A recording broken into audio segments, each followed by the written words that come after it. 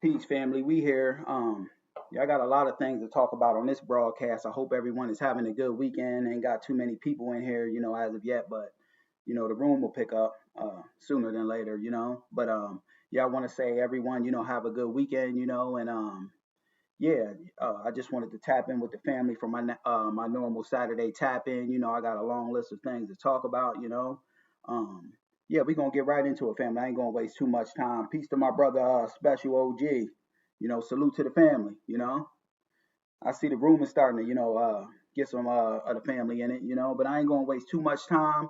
Um, yeah, I don't know if any of the family was is watching or tapped in with that Keefe D trial regarding our brother Tupac's death. I've been watching it here and there, so I don't know if any of the family has been, tapping in with that, but yeah, it's like I'm questioning, is it justice after so long, family? Because you got Keefe D, it still wasn't good, our brother Pac getting unalive, but you got Keefe D up in age, but he told on himself truthfully, you know what I mean, running his mouth. He could have rode off into the sunset. You got Keefe D, and he's an older man, he's he's in the back years of his life. He done seen, the heyday, so he's on a downward trajectory, just keeping it real, his life, he's old, he's up in age. So yeah, and you got Keefe D, and it would have been justice if Afeni was alive, you know what I mean, and got to see it, because I'm a big Pac fan, like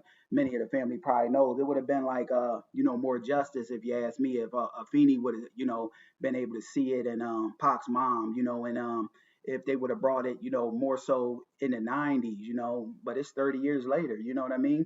Half the, people who are involved with it done, deceased, this, that, and the other. So I'm just questioning, is it really justice, or are they gonna convict, and get a black man, because I hate to see FBA brothers go out in this way, you know what I mean? But Keefe D, ultimately he was running around for clicks, likes, and views, running his mouth, so he made his bed, he got to lay in it. But I just question, is it really justice, and then you got these like white folks like what's his name, Greg Kading, and it's a few of them, that's profiting off the legacy, of our brother Tupac's death. And I don't really like that, you know what I mean? Because the white supremacists, always find a way to insert themselves in the, to FBA affairs, you know what I mean? And they exploit our people, even in death. So I don't like this, and if you ask me, it ain't really, you know, um, justice now. I question, and who's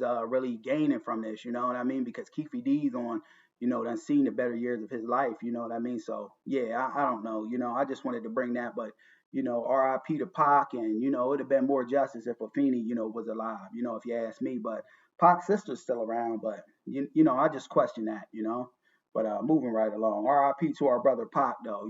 I've been following that case, here and there, So yeah, I think they supposed to know something. I think make a determination on yay or nay. Are they gonna convict Keefe D like next week or something like that? I ain't positive though, but moving right along. Peace to we the people. Salute to you, family, and salute to the rest of the FBA family who's tapping in with me.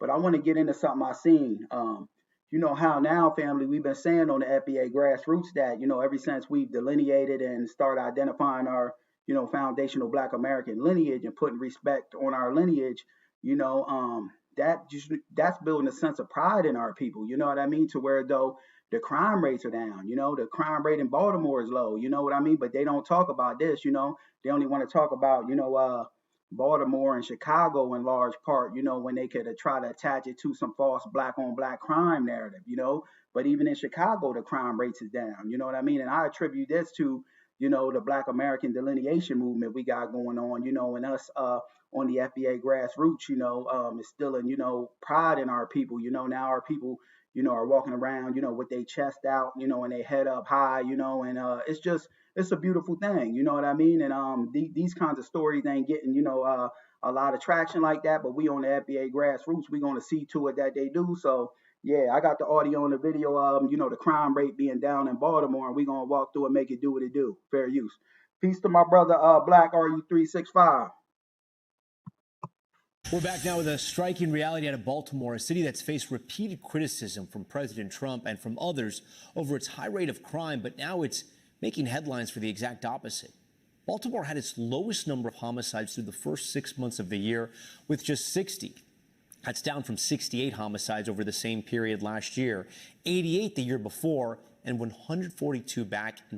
And see, with this delineation, they was putting crimes on foundational Black Americans, from these immigrants. Just if anybody was Black, they were dumping their filth on us. And through the delineation, they can't do this no more. Folks got to hold their own L's. You know what I mean? And we putting a new, we always have pride in our people, but we just amplifying more pride in our people. So, this is clearing the way for a lot of things. You know what I mean? In the first half of 2023. That's a decrease even outpaced the national decline from 2019 to 2026. Homicides dropped by 31% in major cities across the U.S., but in Baltimore, it fell by 60%. See, a lot of these crimes in these FBA cities, was on the decline, and that's the part that, they don't want to put out there in the mainstream public lexicon, because they got a lot of people with their hands involved in our pain and suffering. They hate when foundational Black Americans is coming together, getting on code, supporting FBA businesses, looking out for, the elderly, the young folks in our community, the mothers, the fathers, just our community, our regular day-to-day people that you see every day, and this is what's happening, through this delineation and getting on code based off of lineage, and, putting more respect and an emphasis on our FBA lineage, just causing all kind of shifts in a positive way. 58. Joining us tonight, the man leading the city of Baltimore, Mayor Brandon Scott, who has been in office since 2021. Mayor Scott, thanks for joining Top Story. What do you think is working to drive these numbers down? When I took office in 2020, we talked about we were going to look at violence in Baltimore in a different way. And this guy's, getting out there, Mayor Brandon Scott, trying to claim credit for it. It ain't him. It ain't nobody attached to no political party. It's real FBA brothers and sisters on the FBA grassroots, instilling that pride and, putting a new, we always have respect in our people, but we emphasizing it more, and getting on code based off of the lineage. And that's what's clearing a lot of this stuff up. Don't let the Democrats or Republicans, it's not tied to no political party. It's tied to the FBA grassroots, this decline, and the delineation movement, because the delineation movement is making it, a protective barrier around our people to where people can't dump their garbage and trash on us. Because, when Black immigrant would get out here and commit a crime, it'd just be ran up under the guise of Blackness, and that stuff will blow back on us, and we ensuring that it don't, We were going to look at it as a public health all-in approach, and not just solely putting on the back of our police officers. And when you look at it the way that we've been doing it, when you have our police officers through our group violence reduction strategy focus on the small percentage of people, less than 2%, who are responsible for the overwhelming amount of violence in our city, going after those folks, but also offering people a chance. Not tied to the police, no political establishment, Democrats or Republicans. This, down, the crime rate numbers being down in these major cities like Chicago and Baltimore, it's due to the FBA delineation and us representing our FBA lineage, They trying to take credit for it like they always do, but it don't involve them. It involved the FBA grassroots. To change their lives. You see this impact when you have us going after illegal guns coming into our city, gun traffickers, gun stores, gun companies who have been going around our laws helping to fuel this violence. When you see those great cases that our police officers are making handed to our state's attorney, our U.S. attorney, and our attorney general here in Baltimore, you see that. When you see this historic investment that we've made into community violence intervention. Yeah, family, this is a long video. I just wanted to show y'all. They going to try to take credit for it, like they normally do. It ain't tied to the Democrats or the Republicans. The shift and the down, trajectory in crime and these urban cities and communities is due to the FBA delineation movement. Folks ain't able to dump their garbage on us no more. And it's, we always have pride in our people, but we instilling more so of a pride in our people, and our ethnic group as foundational Black Americans. And this is what's causing, positive gains and headway. So never take your eyes off that aspect, and never, believe what they trying to say. It's the Democrats, this, that, and the third, that's getting guns. And no, it's the FBA, us representing our lineage and the FBA delineation movement. I just wanted to show that to the family. But let me see the next thing I want to touch on, family. That's a lot of horse crap that mayor's talking, trying to take credit for, and give the credit to the Democrats, because I believe he a Democrat. So I just wanted to show that, it's us on the FBA grassroots, making positive headway. Now, family, I'm going to get into our brother Karmelo Anthony. Let me pull up the video.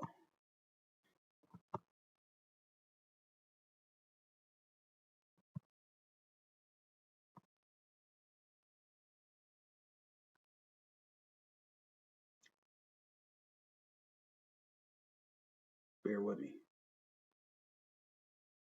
Here we go. Karmelo Anthony's attorneys walked out of a court with a win today. Yeah, now family, let me give you some of the backstory before we get into it. As I'm sure y'all pretty much know, our brother Karmelo Anthony's judge, he had a bias, and you could bet your last damn dollar that he had a racial bias, and he had an affinity to, holding up systematic racism and white supremacy. That's why he, rushed our brother's trial, this, that, and the other, was ignoring evidence, struck, and then Black jurors were struck, because they was trying to, hold up, whatever's white got to be right. So the judge in our brother's case, has been taken off the case, and they got a new one. So, that's possibly going to be a good thing for our brother. Hopefully, I'm hoping. So I got the audio and the video of this, and we're going to walk through and make it do what it do. But I feel you though, brother Black, free brother Karmelo, ASAP. Karmelo Anthony's attorneys walked out of a court with a win today. A visiting judge ordered Judge John Roach removed from the case, saying the issue wasn't whether he had been unfair, but Judge John Roach was a racist white supremacist, posing as somebody that was about holding up the law, justice, and equality. But his affinity lied to holding up systematic racism and white supremacy. He can't fool me. Whether his actions could create the appearance of bias to those on the outside looking in. Rebecca Lopez has more from the courtroom. Supporters poured out of the courthouse cheering and gathered. Look at all them FBA brothers and sisters out there standing on real FBA business for our brother. That's why, positive things is, happening regarding our brother, why this case is turning around, because we on the FBA grassroots didn't let it go. They want, in a system of racism, white supremacy, them being able to, railroad Black folks at the drop of a dime, and us not to give no pushback and resistance to it. And we said, damn that.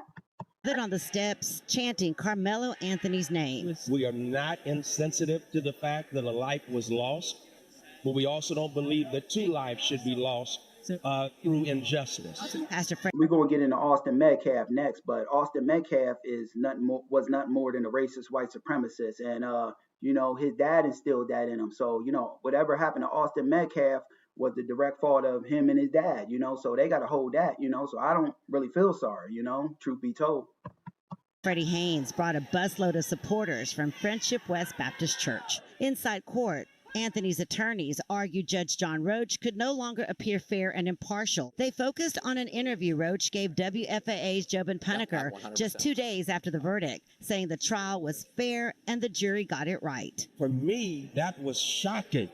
As a layperson, I think that he jumped the gun. The defense also raised questions about restrictions on courtroom access and agreements made during the trial that were never put on the record. The visiting judge said he was not finding that Roach had been unfair. Instead, he said the issue was how it could look to a reasonable person on the outside. It was more an idea that giving the interview after the fact made an outsider or a reasonable third party look at the process and think it could have been not as fair and impartial as the law requires. Legal expert Todd Shapiro calls it a victory for Anthony's supporters, but says it does not change his conviction. That's probably the first victory they've had in this case since it started. but it doesn't really change the landscape of what's next. And what's next? It could change. We got to hold up the good fight, and keep putting positivity out there into the lexicon regarding our brother, because them, proving that this judge had a racial bias, that significantly changes things, So, yeah, damn what he's saying. Next comes Thursday. Anthony's new attorneys will ask a new judge for a new trial. I think that the law will require a new trial based on the facts that we have discovered so far. And I'm covering a lot of videos where this particular incident happened regarding our brother Karmelo Anthony, where he was railroaded, racist Frisco, Texas. There's a lot of anti-black racism going on in Frisco, Texas. We got to make sure we put a negative stigma over Frisco, Texas, for practicing anti-black racism. Tomorrow, the new judge will hear the evidence and decide whether Anthony's attorneys can prove there were problems serious enough that he did not get a fair trial the first time around. I think this is a good thing, them removing that racist, biased judge off the case, because you could bet your last damn dollar that he had a bias towards, black society, But yeah, I'm gonna pull up the next video I want to, put in here regarding our brother Karmelo Anthony. Bear with me.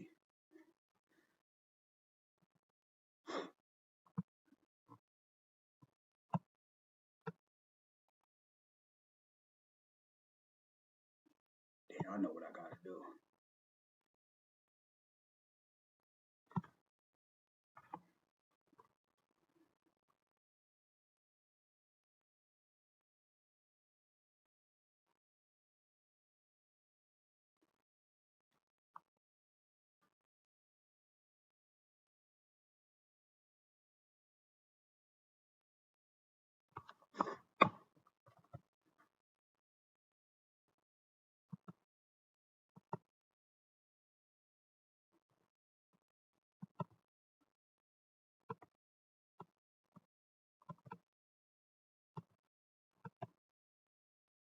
Today's hearing has already brought new. Now, family, this is what we on the Black FBA grassroots, been telling folks, from the get-go that Austin Metcalf wasn't nothing more than a racist white supremacist, whose affinity lied to, racism, white supremacy. And he was instilled that mindset from his bigoted, father, So, yeah, everything that he got, he brought that on himself, trying to strike the first blow to our brother, racially bully him and intimidate him, which is a bunch of nonsense. So I got the audio and the video where they saying that, they didn't put this stuff, in Karmelo Anthony's initial trial, that Austin Metcalf, had an affinity to racism, white supremacy, and hate groups and things like that. And we're going to walk through and make it do what it do. Fair use. Today's hearing has already brought new, very revealing information about Anthony and Austin Metcalf that was never brought up at trial, by the way. J.D. Miles has been in the courtroom through this day, and he has the new details.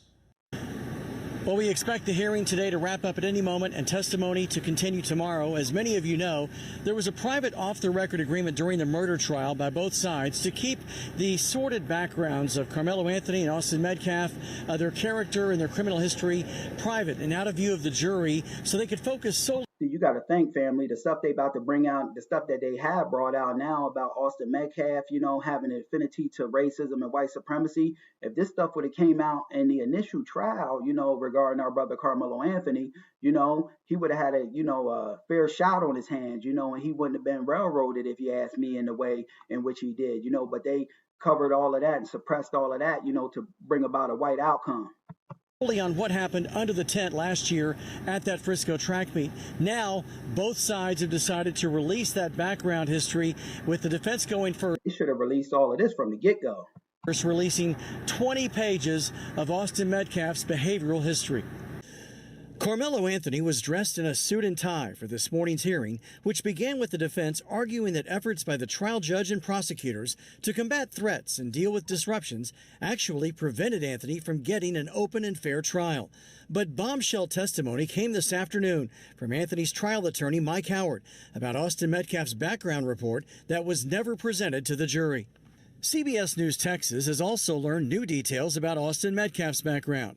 Metcalf and his brother Hunter were once caught spray painting graffiti, including KKK Kill All Blacks and Heil Hitler, along with the N-word, and were sent. See, family, the apple don't fall too far from the tree. Austin Metcalf's father ain't nothing more than a racist white supremacist whose religion and God is racism and white supremacy. So, yeah, he's going to instill that into his kids, because racism and white supremacy is a learned behavior, and if this would have been brought out from the get-go, I'd argue that our brother have a fair shot. It might not even be sitting behind bars, but that bigoted, racist judge wasn't trying to have, the truth be let out there. To 12 months of juvenile probation. Records reveal they reportedly told authorities, "We did some dumb stuff. We did some vandalism." There are several documented instances of Austin using racial slurs in school. And in 2023, the Austin Metcalf, was trying to tell our brother Karmelo Anthony to move on some racist white supremacy stuff, like I'm white and I say so, and I dictate to Black life how things is gonna move, shake, and operate. And he put his hands on our brother, and our brother Karmelo Anthony just said, "Damn that, I ain't gonna sit here and be used and abused by no damn racist white supremacists, So the folks that was saying this case didn't have no racial component to it, and he wasn't practicing white supremacy, they a damn lie, because this right here exposes it all." Austin was accused of bullying a black student in class. In 2018, while still in elementary school, Austin and his brother were accused of bullying and assaulting a female, which led to his arrest. During an argument in 2024 with another female student, Austin allegedly knocked her to the ground and punched her in the stomach. He was also kicked out of a football game and texted someone later, "I was about to beat the expletive out of those kids." Austin Metcalf and his brother was just racist white supremacists who thought the law, they could go around doing whatever the hell they want and dictating to Black life how things is going to move, shake, and operate, and they can operate with impunity. You know what I mean? Damn that. At a previous track meet, when another student alerted Austin that someone not on their team, quote, "behind our bench was talking wild," Austin reportedly replied, "Kill that MF." During the 2023-2024 school year, he received in-school suspension twice. School disciplinary records from April 2022 to May 2024 reveal that Austin reportedly called a teacher the B word and used profanity. He told a school official that he couldn't control it and wasn't aware that it was coming out of his mouth. All of this stuff should have been brought out from the get-go, you know what I mean? And our brother Karmelo Anthony would have actually had a fair shake, in his favor. In 2024, on at least 5 occasions, Austin saw a counselor regarding his anger and rage during a football game.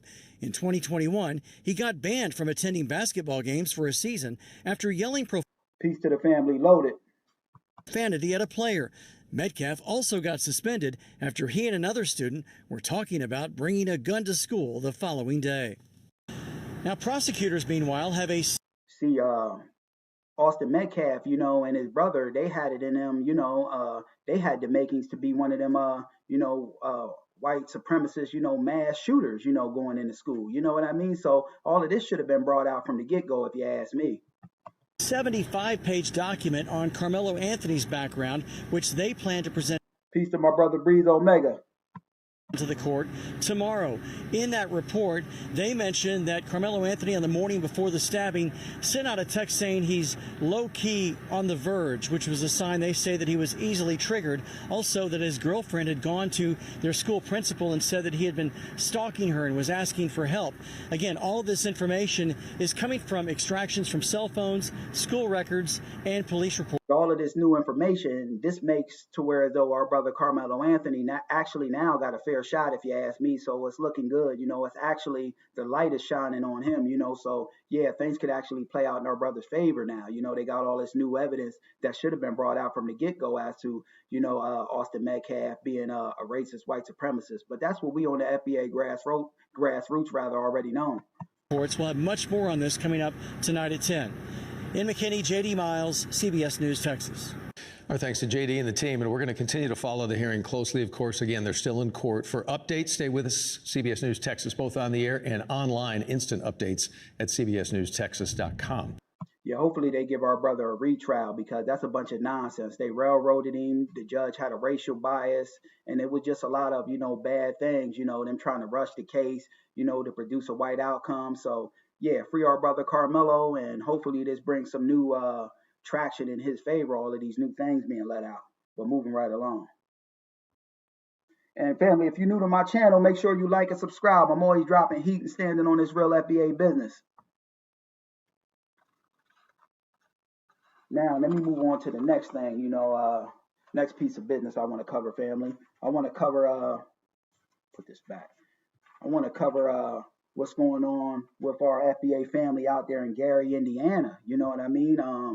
They've been hit with a hurricane, and I'm talking to a sister, she's one of my friends over there on TikTok. So me and her, we correspond here and there, and she was telling me, that all of the other areas, the white areas for the most part are, they got power back, but Gary is still without, power and electricity and a whole bunch of stuff. You know what I mean? People got to travel, so far out of the city just to, get a meal, this, that, and the other, which is a bunch of nonsense, but we got to look at this thing, family. Gary is predominantly FBA. It's a predominantly FBA city, about 80% FBA, you know what I mean? And this racist white supremacist system that we in, got a proven history and track record of, trying to dismantle, FBA communities, Rosewood, Florida, Black Wall Street, you name it, you know what I mean? And Gary was once thriving, it was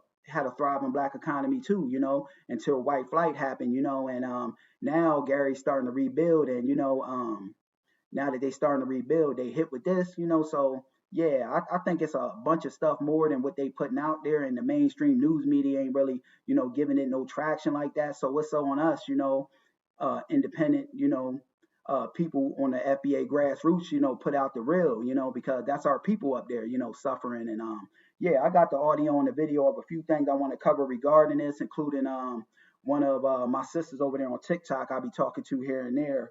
Her name is China Writes or something like that, I believe. Yeah, I'm gonna let her video play, and then we're gonna let a couple more videos play regarding this Gary. So let's get into it. Hold on, I know how I gotta do it. Bear with me, family.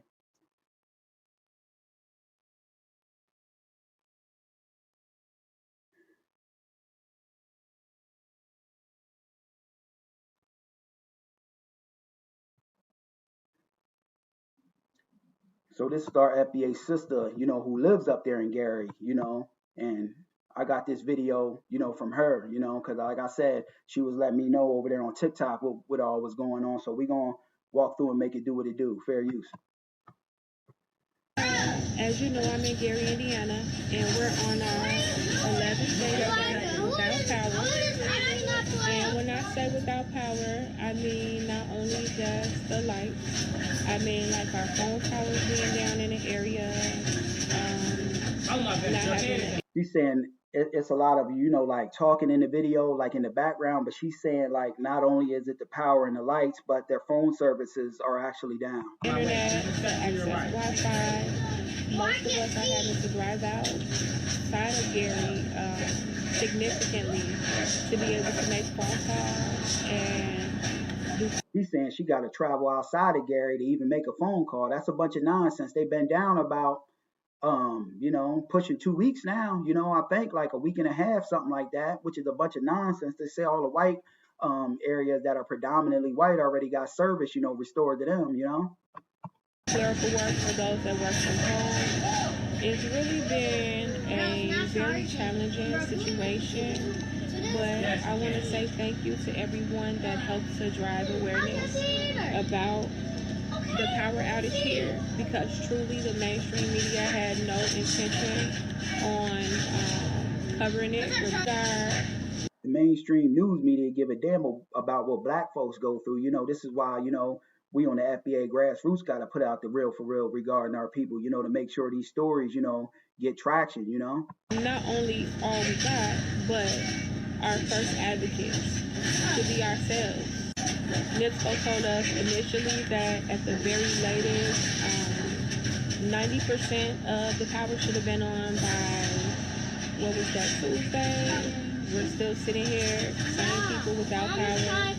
That's from August the 11th until Tuesday of this week. Now they're saying the 25th is the second timeline. I'm not sure, of course, baby. I'm not sure if we'll get it on by then.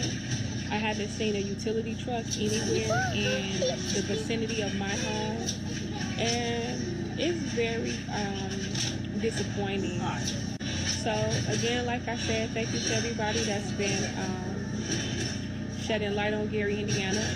We are a strong city. We are a resilient city. We have a lot of pride. We are the blackest city in the state of Indiana. Different classes, social classes. That's what I'm saying. You hear what she said? They're the blackest city in Indiana. They got about 80%, FBA black folks. These ain't no foreign, tethers we talking about. No, you know what I mean? These is people from the soil. You know what I mean? And we got to think.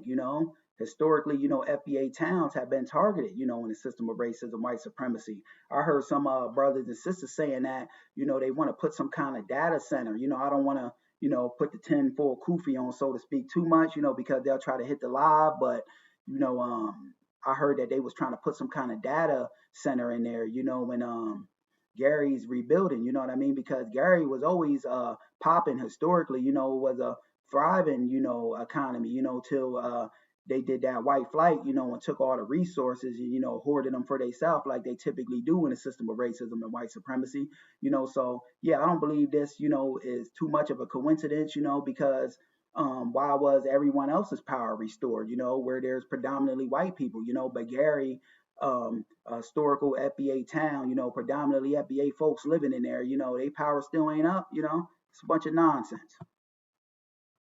Here.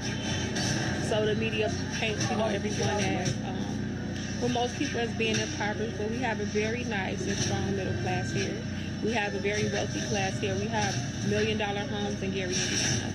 So it's diverse. See, $1 million homes, Gary is starting to rebuild, and they hit with this, that ain't no coincidence, because whenever FBA start to gain momentum, putting resources in our own community, doing for self, practicing group economics, in the system of racism, white supremacy, they want us to stay the permanent underclass where we always got confusion going on, in-house fighting, and we're easily to be exploited by others, and the fact that, they was rebuilding, and getting things moving and shaking, how it once was, you could bet your last damn dollar that the white supremacists don't like this, Like any other place, a better place, and it is on the rise, and we're going to keep rising. No matter what, we're going to keep rising.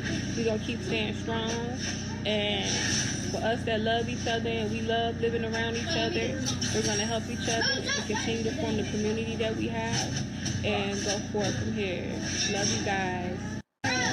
No doubt. Shout out and salute to our sister China Wrights and the rest of the FBA family that's going through this crisis up there in Gary, Indiana, because they ain't losing the faith, and, they still, fighting a good fight, because the next video I'm about to show y'all, the FBA family is doing what we do, servicing our own community, things that we've always done, that the white supremacists want to get us away from, being able to, provide and take care of our own, look out for the community. I'm going to show y'all how, the FBA community up there in Gary is taking, nothing and turning something into it, because they're hit with a crisis now, and they still, finding light at the end of that tunnel. Let me find it. Here we go. Fair use. I just don't love being on camera. So instead of changing who I am,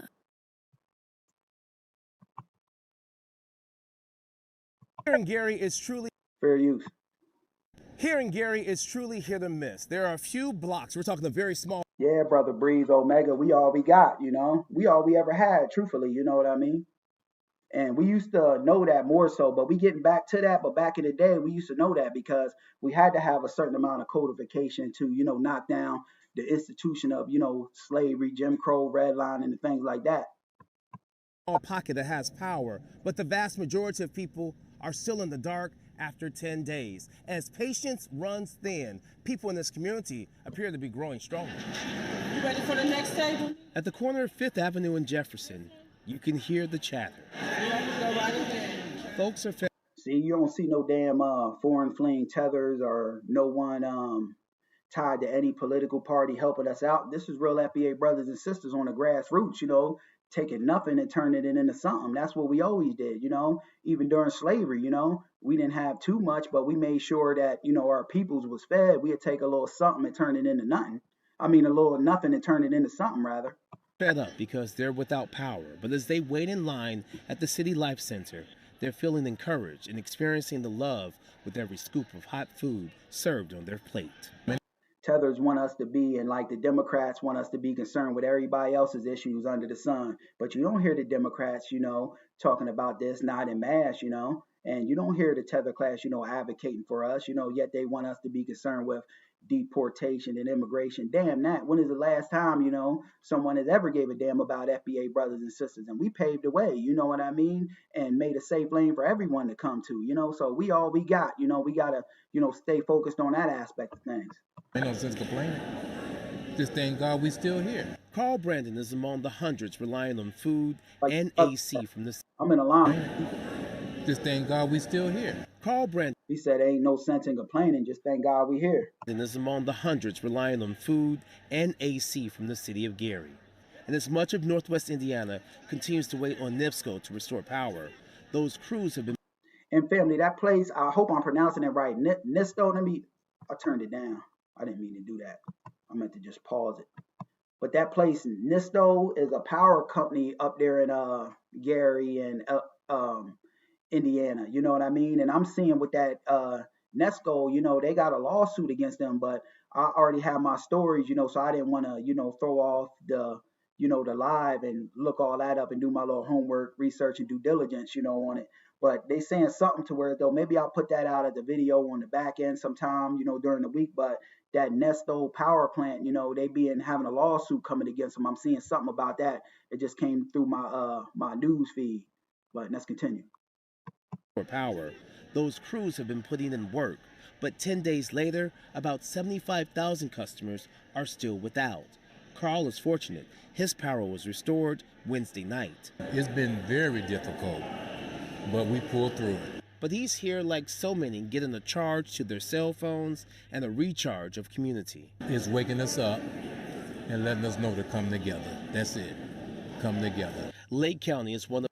See, like when tragedies go on where it's predominantly FBA, nobody gave a damn. Like when Hurricane Katrina, they let that go on for far too long before they intervene. You know what I mean? And this story ain't gaining traction like that. That's why I said, I gotta, do my little part, because there's a lot of FBA brothers and sisters up there, to get this story out there, truth be told.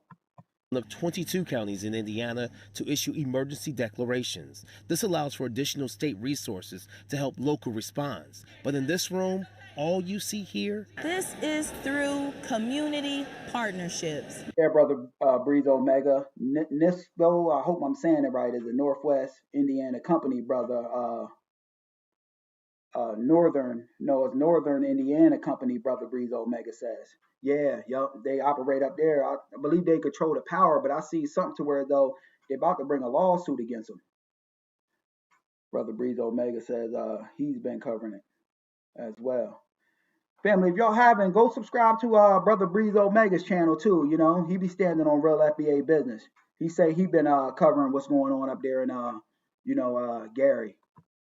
Tierra Williams with the city says as the days keep ticking, the need expands. They just moved into this new community space. There was a need in the community. It looks like people want a place to gather, especially in this time.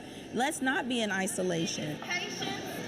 And historically, FBAs, we've always, gravitated to each other and leaned on each other through trying and hard times, because we know that we all we got.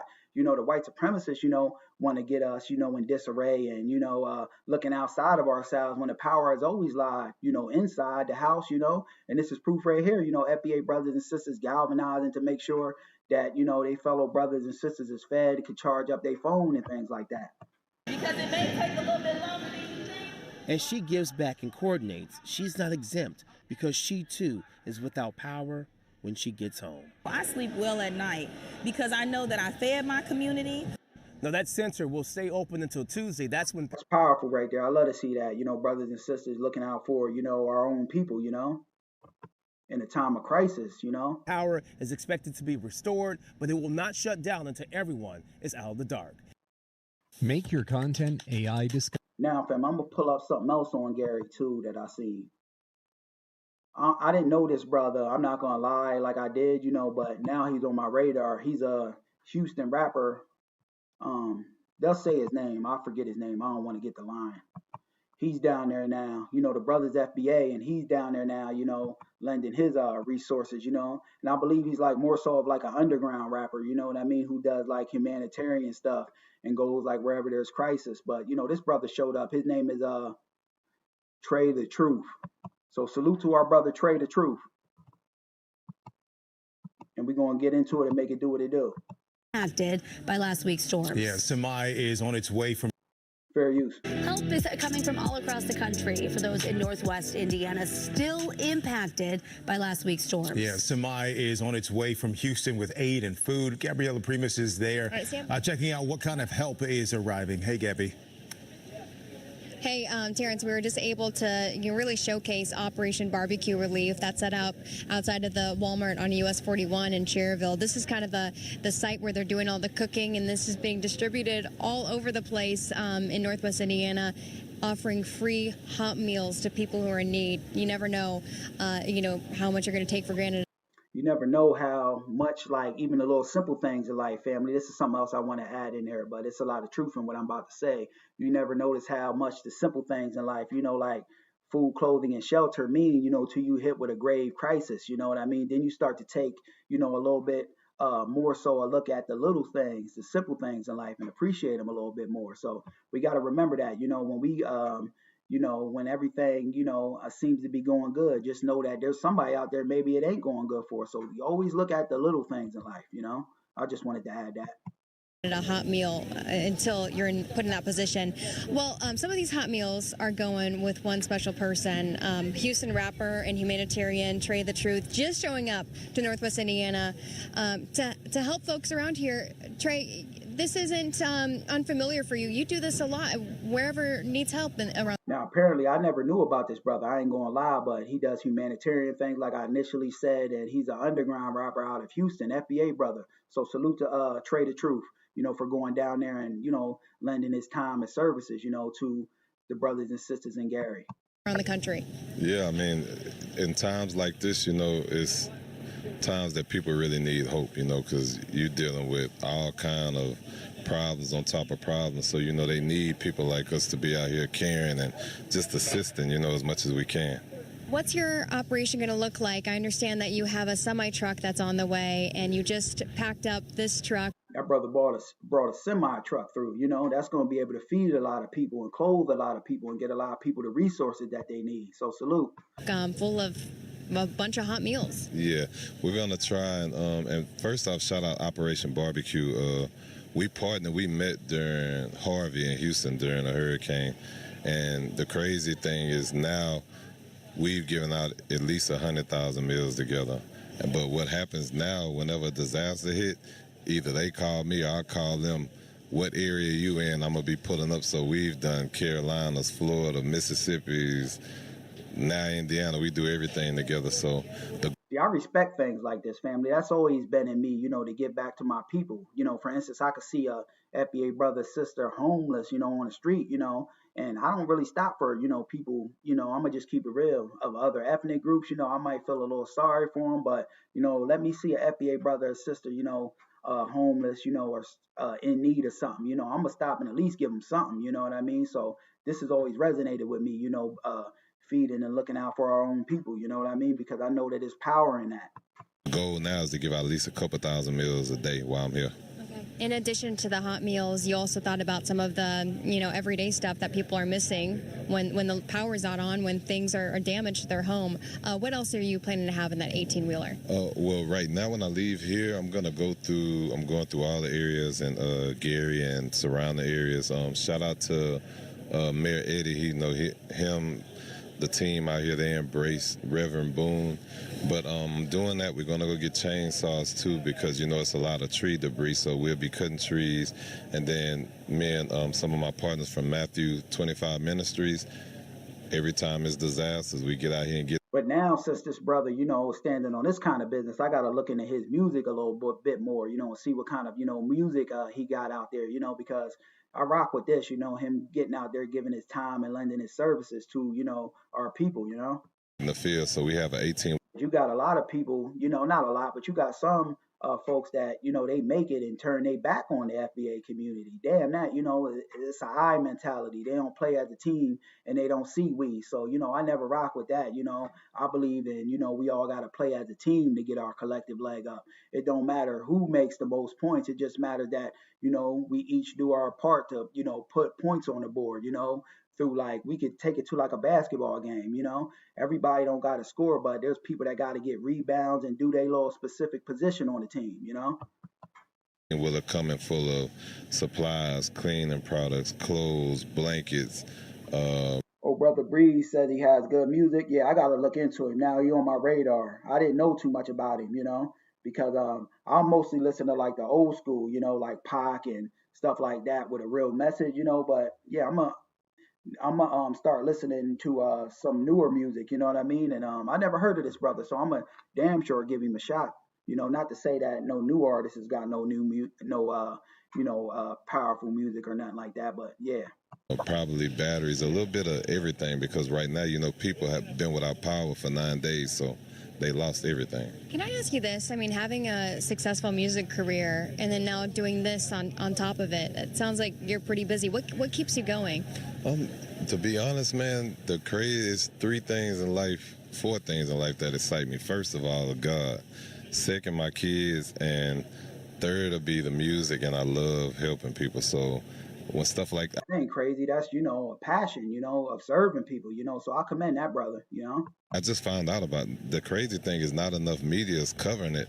I found out about it yesterday. Oh, Brother Breeze says he had a real big story where his daughter was kidnapped. Look it up, and he stayed solid the whole time. Yeah, I gotta look that up. Yeah, see, that's why, you know, I love the FBA family, because, you know, we all bounce ideas off of one another, like Breeze Omega said, you know. Yeah, I didn't even know this brother's daughter was kidnapped, so I damn sure got to look into him a little bit more in his story and see, you know, the type of brother he really is. Today, a couple hours before I decided to jump. Peace to first class citizen.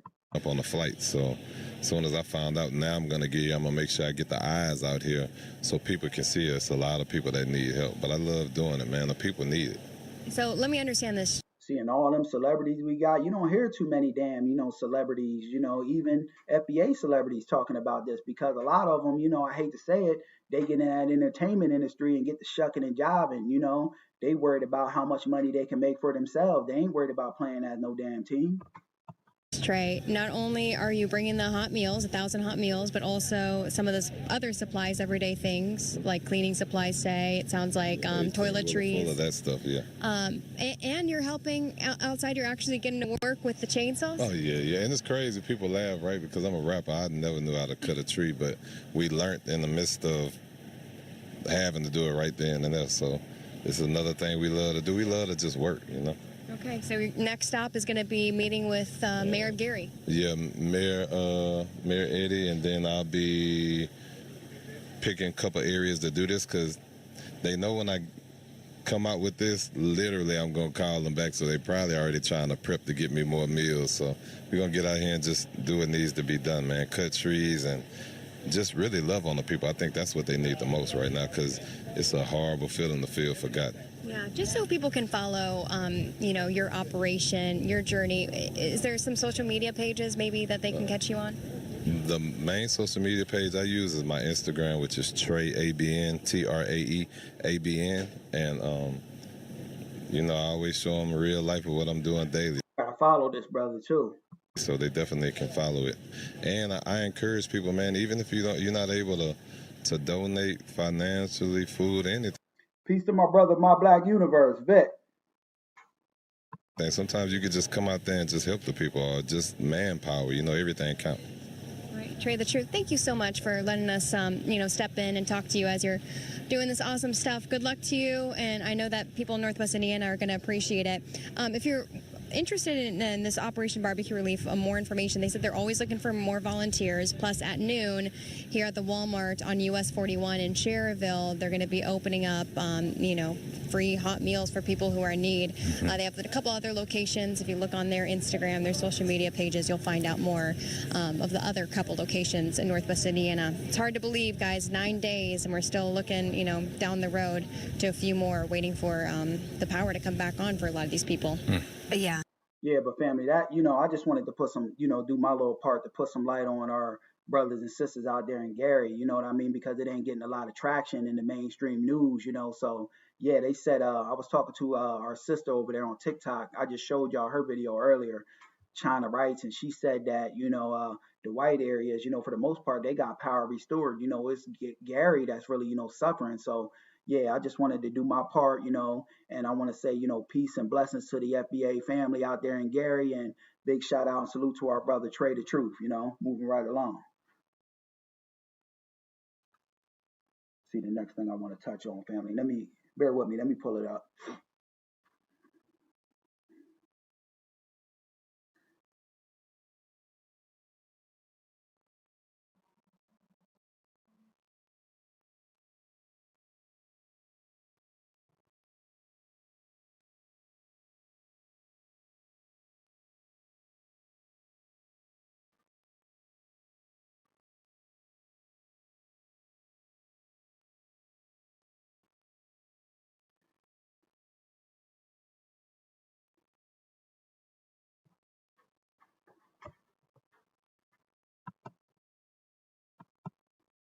No, I didn't want to do that. Bear with me, family.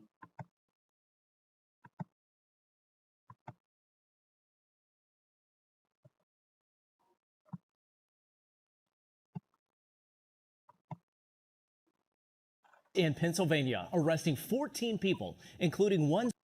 Now, family, y'all know I'm in PA. I always talk about the little area. I'm in York, PA, but this incident happened at Penn State University out here in PA. You had a bunch of YT dudes, who were in fraternities and frats out there, in Penn State, and they was running a large scale, drug operation. And this is something, that they don't talk about and try to sweep under the rug in the system of racism, white supremacy, and I love to cover these stories, because it, puts an L, on white supremacist society, gives them a blemish, Now, they had, this large scale cocaine racket going on. Many people have been indicted, even a dad who was like a lawyer or something like that was working in conjunction, to cover all of this up, and that's typically, what these, YT parents do, that their kids, commit a lot of crimes, but they are in the judicial system like judges, lawyers, and they work, to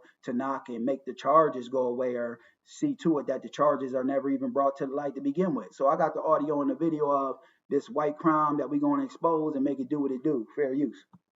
In all, cops in Pennsylvania arresting 14 people, including one student's father. One of the alleged ringleaders, 24-year-old Agostino Abatiello, is from Westbury. They say he and a second frat brother made regular trips between New York and Pennsylvania supplying cocaine, while others at frat houses cut and packaged. See, this ain't no little small scale operation, family. This is a big scale operation covering, across a couple states, so yeah, this kind of stuff needs to be exposed more. And you could bet your last damn dollar that it does happen a lot of time, but more often than not, it's swept under the rug. Cause like I said, one of these parents, was actually, trying to, get rid of stuff, to help their kid out, you know what I mean? And, just, do suppression, and he was a lawyer, you know what I mean? So you could bet your last damn dollar that this goes on more often than not, these lawyers and things like that who got, white criminal kids, working to, see to it that,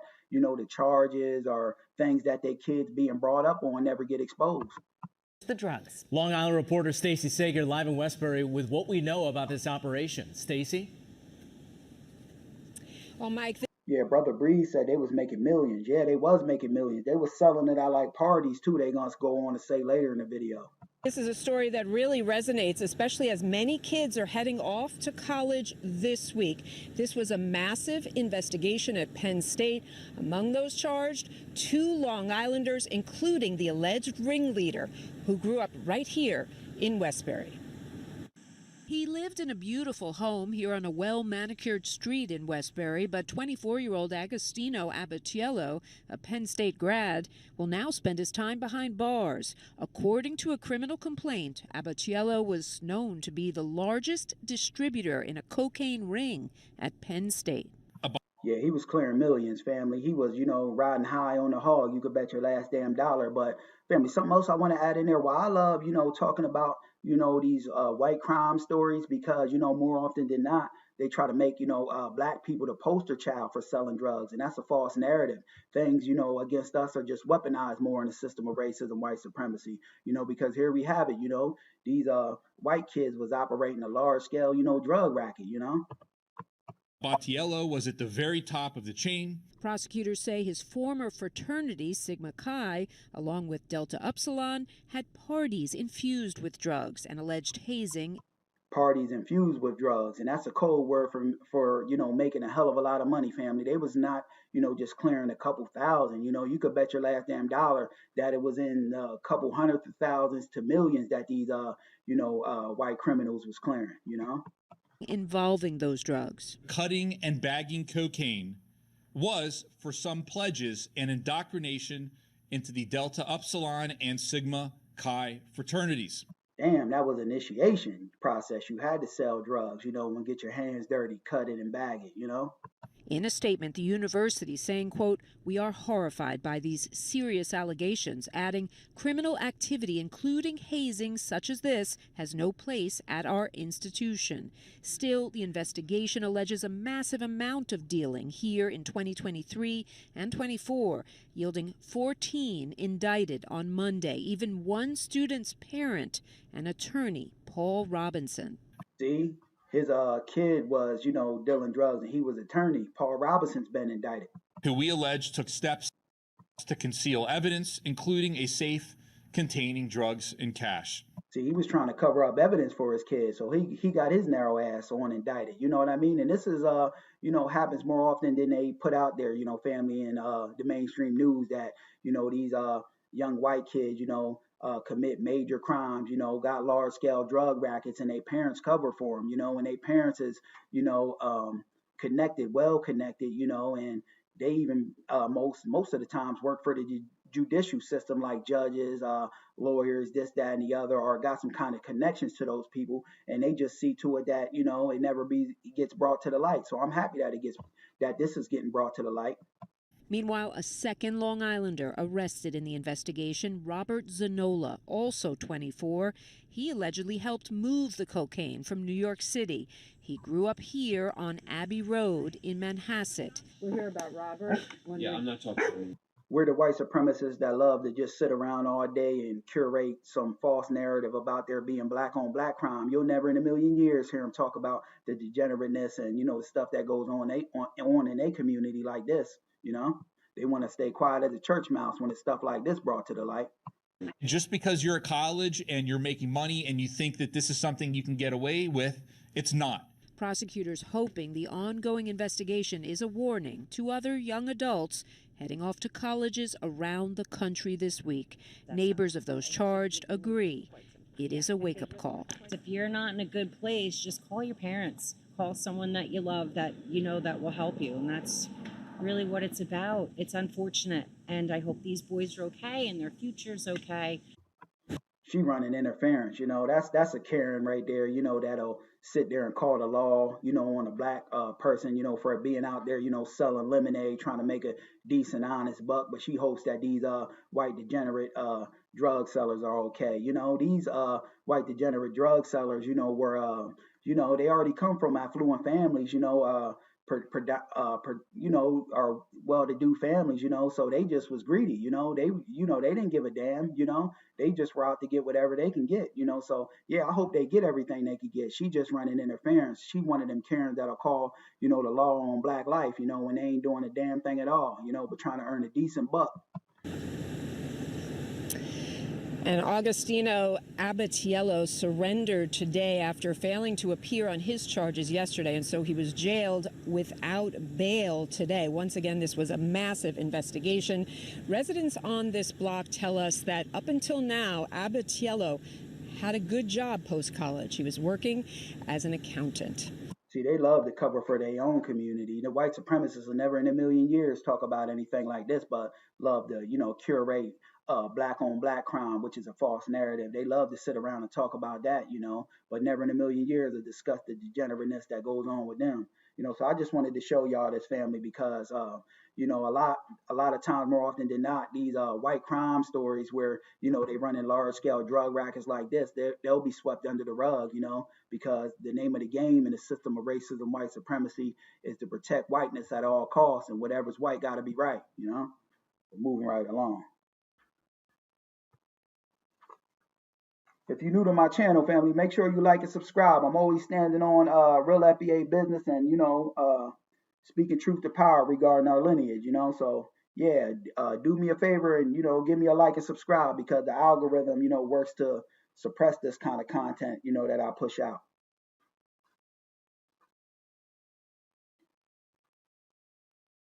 Okay, family, now we're going to get into the Tethers, the scam Africans and the Opps, you know what I mean? Now we got a $5 Indian, saying that, FBAs ain't, indigenous to America and there was no black aboriginals on this land. His people are the natives. He ain't nothing more than a $5 Indian. So I'm going to pull up the video and we're going to walk through and make it do what it do.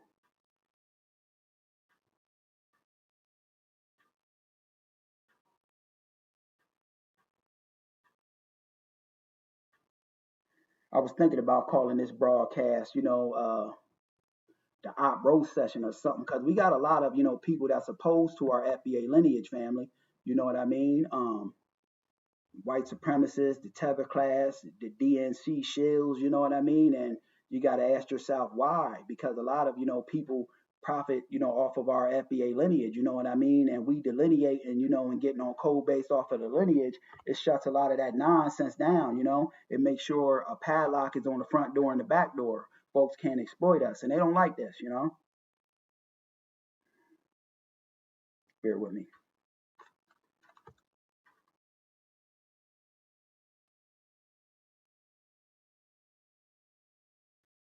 Because if you notice, family, a lot of we're going to talk about some of the scam Africans a little later on, but something I thought about is the scam Africans and the white supremacists. They love to, just tell the story of, black people being taken to Africa and brought over here, as slaves, this, that, and the other. But they'll never in a million years, tell the story that there was black aboriginals here, already, because, that, they want to make us equivalent to immigrants so they can, flex on us in that way. The white supremacists do it because of that, and the scam Africans, do it to try to, big up Africa and everything they do. And we saying, damn that, you know what I mean? Africa ain't our big homie, We had an ethnogenesis, common sense, if you want a landmass for several hundred years, you had an ethnogenesis. Everybody had an ethnogenesis. Why can't we have one, But let's get into it, family. We got a $5 Indian, fair use. So, I understand that you are stripped of your culture and your language. But let me tell you one thing. You were never of this land. Never. He says FBAs were never of the land. That's a damn lie. You know what I mean? Your people are Johnny come laters, the red native. And he a $5 Indian, though. But his people, the red natives, were Johnny come laters. They came through that Bering Strait. You know what I mean? And there's even, books on this from white scholars that say there was black aboriginals already on this land. But the fact that, the mainstream don't want to accept or acknowledge this is because it ties into racism and white supremacy. They want to make us equivalent to immigrants, you know what I mean? And Walter Plecker was taking, some of the black aboriginals and, turning them into Negro, mulatto, you know what I mean? To erase that, indigenous black presence, you know what I mean? Throughout thousands of years, my people never once mentioned y'all, not one. And he said his people never, the red natives never mentioned, seeing black folks on this land. And the red natives were working in conjunction with the white supremacists, If it's like how he said they never mentioned it, you could bet your last damn dollar that that's why, because the red natives were working in conjunction with the white supremacists, The red natives held some of our foundational black American brothers and sisters in slavery, far beyond the time when it was, said to have gotten rid of. The red natives, didn't want to, free their black slaves, so that's a bunch of nonsense, and that's why they didn't, tell you. And you a $5 Indian, dude. Once, and y'all claim the Egyptians and all the other fucking races except Africa. And family, see, that's what it all boils down to. They want to make us some generic Africans. So it erases our ties to this soil over here in America. And, it erases our lineage-based justice claim. You know what I mean? And damn that, and you could tell from this $5 Indian's whole disposition that, he got a racist white supremacist affinity. He got a mindset, family, of a racist white supremacist. Don't think just because somebody's deeply melanated or got a little bit of melanin in their skin that they ain't on code with the white supremacists, Fuck, make that make sense. And I speak English to communicate with you. So you TIS tilted our physical and act the fuck right. Yeah, I'm saying he a $5 Indian, brother Breeze, but brother Breeze said he's a Mexican, But yeah, he's a got a white supremacist mindset, that's for sure. Two things for certain, because anyone trying to diminish or dilute or erase the black aboriginals that was already on this land, that ties into systematic racism and white supremacy, and then playing the game of I'm white and I say so, and then just trying to make FBAs, like some generic Africans, and that's not the case. Two things can exist and ultimately be true at the end of the day, But moving right along, I'm off of that $5 Indian, you know what I mean? His people are Johnny come laters, We got ties to the soil, Many of our people, the black aboriginals, was here before the red native, and that's the part that they don't want to, to get out there in the mainstream like that, We got some more of these Opps, family. I'm gonna pull them up. You gotta bear with me. We got a lot of Opps to deal with on this broadcast. Okay, I got the next video.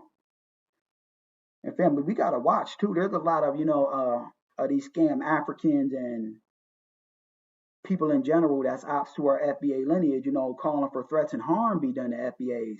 Like this next tether I'm about to show y'all, who's also a suspected, Democrat shill. Y'all seen a lot of videos from this next he says he's FBA, but he ain't FBA. He's a damn tether, you know what I mean? Because that's the new game that they try to run is FBA, this, that, or the third, so they could not seem like Opps while being Opps the whole time, But we see right through that, slick little gameplay. So yeah, let me get into it and pull it up. And this punk, Bussy-fied punk, is calling for like threats and harm be done to FBAs, you know what I mean? So we got to keep our eyes on these kind of, oppish individuals. Fair use. Hey, yo, let me address you fucking cowards that posted up on my last post. Oh, you FBA did this, right? You got a lot of posts over there on TikTok. TikTok amplify these anti-FBA voices, the white supremacists and even melanated tethers and the scam Africans, speaking negatively about our lineage. It magnifies them voices, but when we FBA brothers and sisters, who are working in opposition to them, who speak the real about our lineage, and give pushback, we don't even get but one view, it echo chambers our videos, That's a bunch of nonsense. I got smoke with white supremacy too, right? See, the FBA brothers and sisters was getting at him because he got multiple videos, calling for harm and trying to discredit our FBA lineage. This dude is a tether, up there in New York somewhere. Don't get this shit confused. Mine, this is smoke with white supremacy, nigga. Them niggas know not to fuck with me. Fuck you mean, you coward ass niggas? This dude is about the illiteratest dude I've ever seen on the internet. You know what I mean? True weirdo. That got me fucked up. Like, I'm scared of the white man. I got smoke with you black motherfuckers because you voted for the destruction of my motherfucking community, and y'all supposed to... His standpoint is that, FBAs voted for Trump. In large part, FBAs didn't vote for Trump. We didn't vote for Karmelo or, Donald Trump. We sat it out because we know that we need lineage-based redress and, protections, you know what I mean, like an FBA hate crimes bill. So we said, damn that, we ain't, voting for neither one. But he's a DNC shield too, because you're going to see it. He wanted us to vote for Kamala, Kamala Harris, We ain't voting for her narrow tether ass, She done told us, she ain't going to do a damn thing for black folks. So why would we sit up and vote for her? I'm in favor of holding the vote. Be of us. So yeah, I got smoke with you niggas. That's right. I want all the smoke with you niggas. Because y'all voted to destroy, for the destruction of my community and the downfall of my community. What he mad that Tethers is getting targeted, with this deportation thing. And that's a problem that don't concern real FBA brothers and sisters, because nobody in our family is immigrants, you know what I mean? So damn what you talking about, dude. You just mad that your fellow Tethers is getting deported, you know what I mean? And if we would have had Kamala Harris in office, even though I don't like the Democrats or the Republicans, I'm for, lineage-based tangibles. But if we would have had Kamala Harris in office, the zone would have been flooded more with these damn foreign fleeing tethers to dilute our lineage-based justice claim and to dilute our lineage. You know what I mean? So damn what you talking about. He's a moist, sassy punk. Then you motherfuckers got the nerves to come up on the motherfucking Earth's post talking about you got smoke with all these black people, but no smoke for the white tees, and you motherfuckers aligned yourself with white tea supremacies. And that's a false narrative. That's coming from the tether class and these scam Africans, and DNC Shills, that FBAs align ourselves with white supremacy. FBA is just a lineage designation. That means 50 million, FBA brothers and sisters, and we don't align with any political party, You might have some FBA brothers and sisters that do align with a political party, but in large part, FBAs weren't supporting the Democrats or the Republicans. We need lineage-based tangibles, and he's just mad that, enough of us, said we sitting it out and held the vote, and that affected the Democrats to where though Kamala Harris is never narrow tether ass couldn't get in office. He wanted her in office, and that would have, diluted what we got going on more, you know what I mean? Because tethers come over here and get in our affairs, work against us, say we don't need no reparations, and damn this punk. Get the fuck out of here with your hypocrisy motherfucking asses, nigga. Stand on what you stand on, nigga. Yeah, FBAs ain't a monolith, Brother Breeze Omega. You might have some that support Democrats or the Republicans, and I say that we don't, but, we're not a group to where, though, it's an ideology, it's just a lineage, so people going to do what they want, but he just mad that in large part Kamala Harris, wasn't supported, you know what I mean? And that caused the DNC to lose, because if, I don't like the Democrats or the Republicans, but the fact of the matter is, that I do like what Trump got going on as far as getting all of the damn deportations popping, because the DNC want to flood the zone with these foreign fleeing tethers. Come crying on my post now, nigga. I don't fuck with FBA. Period. I don't respect none of you niggas. See, they making FBA, and a common theme, a lot of these videos I'm going to play, family, they trying to keep framing FBA as a group. Like, I don't, dude, you talking about a lineage. You know how stupid you sound? You know what I mean? That's like saying, painting everyone with a broad paintbrush. Like, I don't like all white people. I never paint, if you notice with me, I never paint all white people with the same paintbrush and throw them into a basket of being all racist white supremacists. This dude sounds foolish and stupid, You niggas too busy thinking about fighting other black people. And FBA brothers and sisters, we multitask. I got videos left and right, calling out the racist white supremacists, but I'm also going to call out the tether class. We ain't letting, no damn person just because they got melanin in their skin and black, from another place, sit around and undermine us without calling them out. You know how stupid that sounds, them days is gone, where though, like in the past, we were letting people get away with little slick stuff, just because, we thought we had allies in them. We realized we don't got no damn allies. These people work in opposition to our best interests, and we like, damn that. They getting called out too, We can multitask. Y'all like to say to me, y'all, like niggas saying on my post, I got smoke for black people but no white people. You motherfucker got all the complaints and fucking smoke for the Jamaicans and foreigners, right? And typically what we see with these scam Africans and tethers, they want to only focus on what FBAs is doing wrong. FBAs is in our homeland. So when we get, foreign hostile outsiders coming over here, opposing our FBA lineage, speaking bad upon our people, calling for threats, we just had that one African tether, that lady, call for, threats and harm. She said she'll blow FBAs up. We can't have that. We must get pushback and resistance, And this punk, was also got some videos, calling for threats and harm be done to FBA brothers and sisters. So I don't rock with these, kind of dudes because they only, they let, the good old Africans in their mind, get away with everything under the sun, these Africans and Caribbeans, but only want to hold FBAs to the fire and the flame. Damn that, we got to write in, giving pushback and resistance to these foreign fleeing tethers. By the time somebody step on you motherfucking no good, dusty, black ass niggas next. Because you niggas did this. He ain't got no vocabulary. Every word that come out of his mouth is nigga, nigga, nigga, curse words. It shows just how stupid and, illogical this cat really is. He ain't nothing but a moist, bussified punk. He wouldn't bust a grape in a fruit fight. And intentionally to destroy the black community, mostly the black females, the black woman. That's why y'all voted for. Now we trying to destroy the black woman, and with him saying, "Peace to my sister, China Rights." I just seen my sister. The sister we showed up there in Gary. She just popped in. Peace to our sister China Right. But yeah, family. He said, you hear what this cat said? This bussified tether. He said we trying to destroy the black woman. Now what he's trying to do is paint Kamala Harris as a black woman because we didn't vote for her.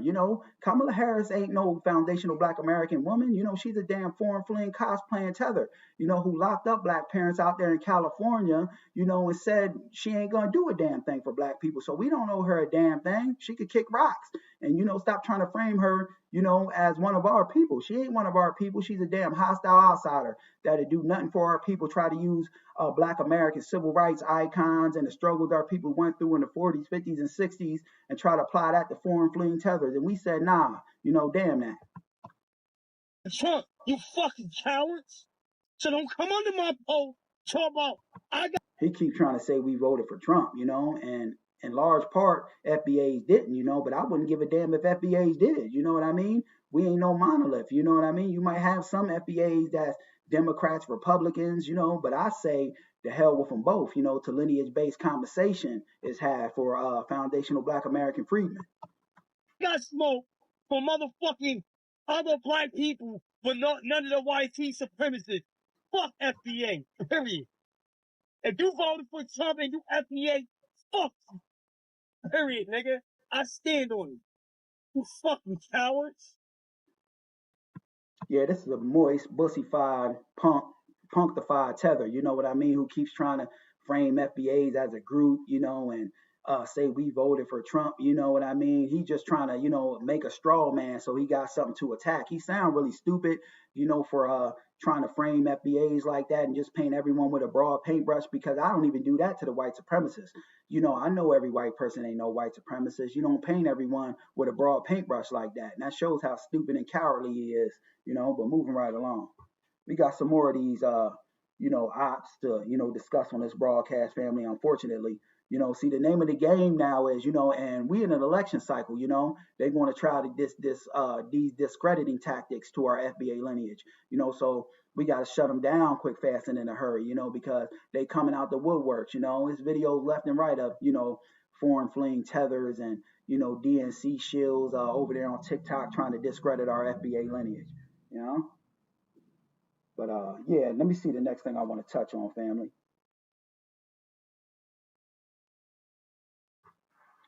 Yeah, let me pull up this scam African. Now, I believe this guy is of the lineage, but he's just a scam African, this next guy. But you never know. But I think he's just a scam African.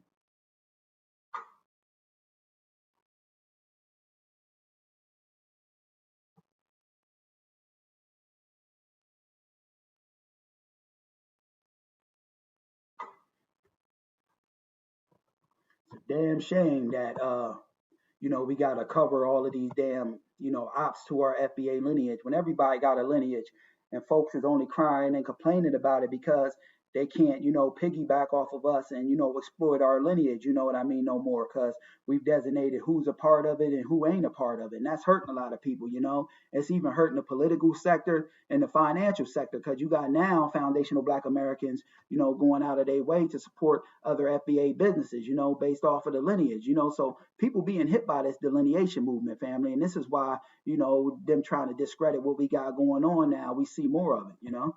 But let me pull this up. Hey, what's going on, folks?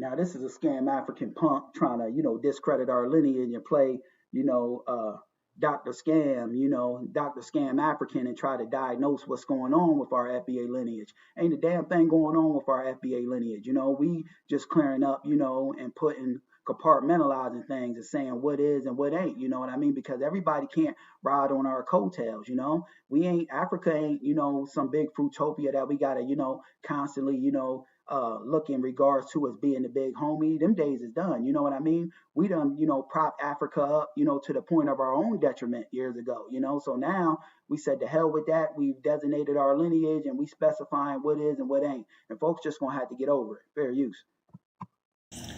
We need to go ahead and have a discussion about FBA in a serious tone here. It's been First class citizen says he looked like a tether. Yeah, that hairline pulled back there, you know what I mean?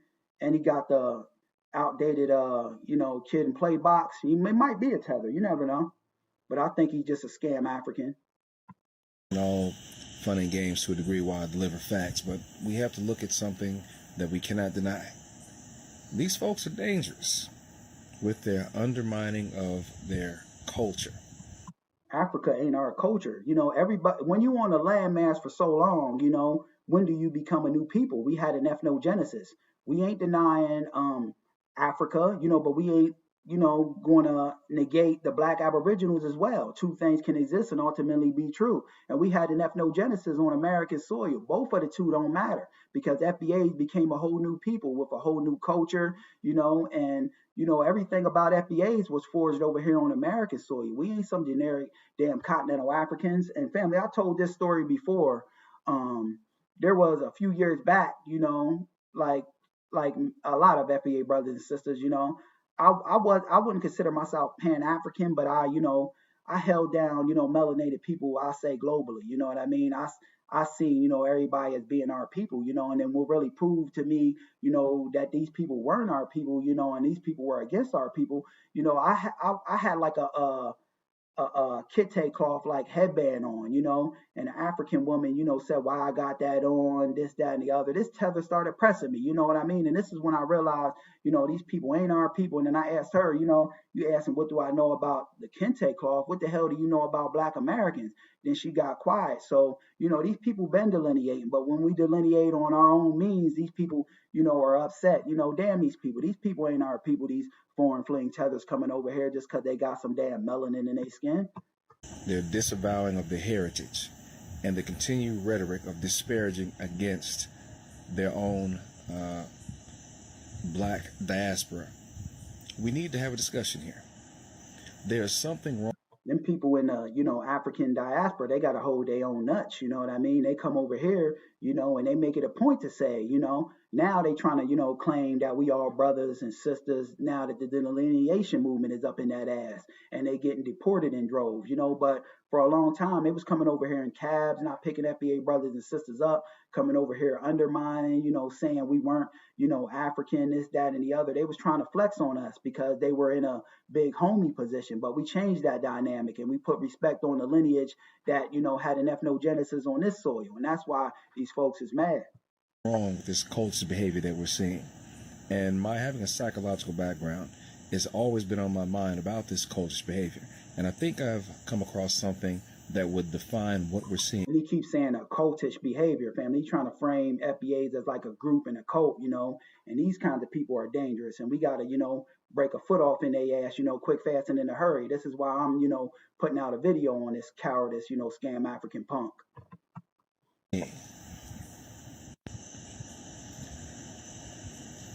FBA is a lineage. We always been clear about that. Folks is just trying to frame it as a group so they have something to attack, you know. And if FBAs was just on the internet, like how they always like to say, why are people going through great lengths, you know, to try to discredit our FBA lineage? Because you ain't trying to attack something that ain't powerful and making a statement.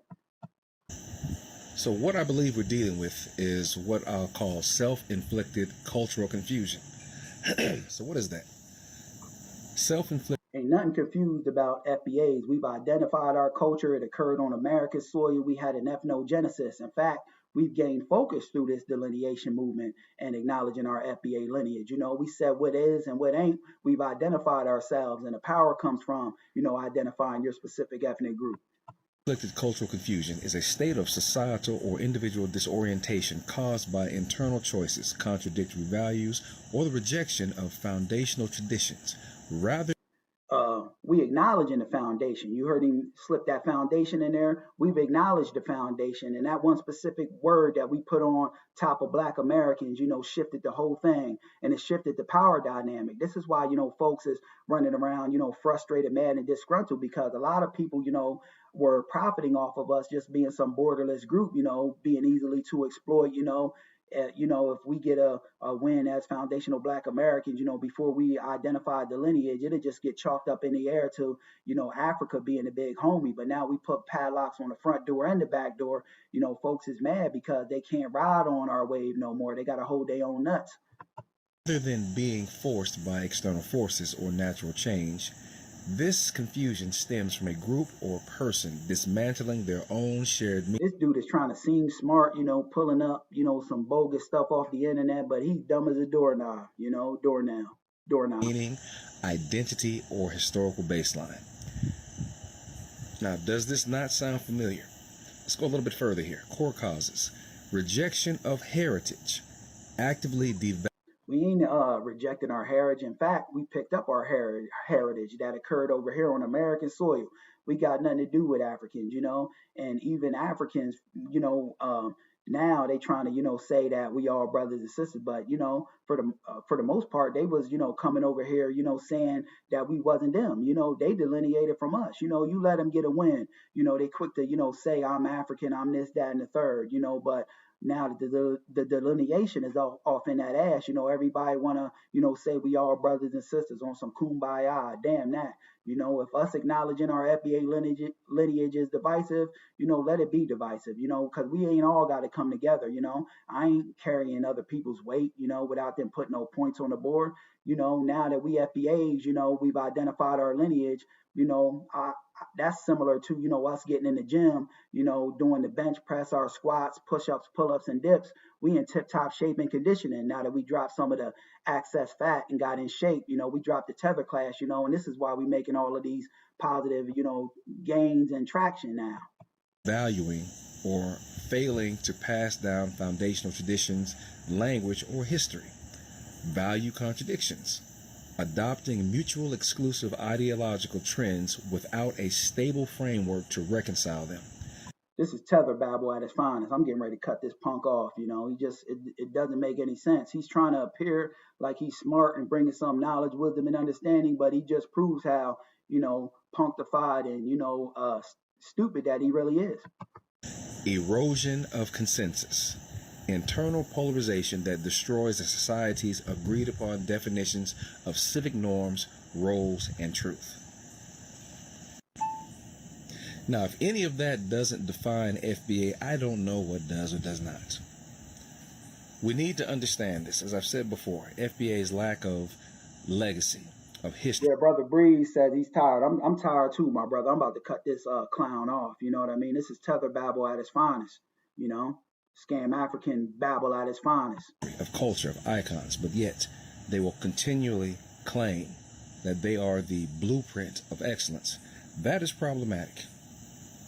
We are the blueprint of excellence as foundational Black Americans. Ain't no place you can go in the world where foundational Black Americans ain't copycatted and emulated. You know, over there in Japan, China, you know, even over there on the continent of Africa, they wearing our outdated, you know, early 2000s, you know, big throwback jerseys with the do-rags, the fitted hats, and you know, they trying to pick up our old style and run with it. Honestly, to reject your own culture, your own heritage, but then attempt. That ain't our heritage, but you got to think, you know, and I'm not one to, you know, say that uh, foundational Black Americans ain't got no, you know, African, you know, in the lineage. I say that an ethnogenesis occurred, and you know, it was Black Aboriginals and Africans is mixed up, you know, but it wasn't as many people as they said was brought over, you know, because it was Black Aboriginals already on this land, you know. But you got to think, you know, why folks are so mad, you know, frustrated and disgruntled that we delineated and identified our FBA lineage, because it's causing a major shift, you know, and it's saying who is and who ain't, you know, qualify for a lot of things, including compensatory justice. To turn around and appropriate someone else's. That is something that is not straight upstairs. And I want to make sure that we give this some consideration. And how long do you got to be on a landmass to become a new people? We've been over here for hundreds and hundreds of years, you know, in America. I go to, you know, my great grandmom, you know, from the 1800s, you know, was born in the 1800s. I go to her gravesite and pay her homage and respect, you know, most of the time, you know. We ain't got no, the farther we get back, we still see FBA brothers and sisters. We don't see no African. No, I don't see no African when I, you know, trace my lineage back, you know, but I'm not saying that it don't exist. I'm not one of them that's going to say that we have no African, you know, but I say an ethnogenesis happened. That's my argument, you know. Consideration when we see this in the future. FBA is not well.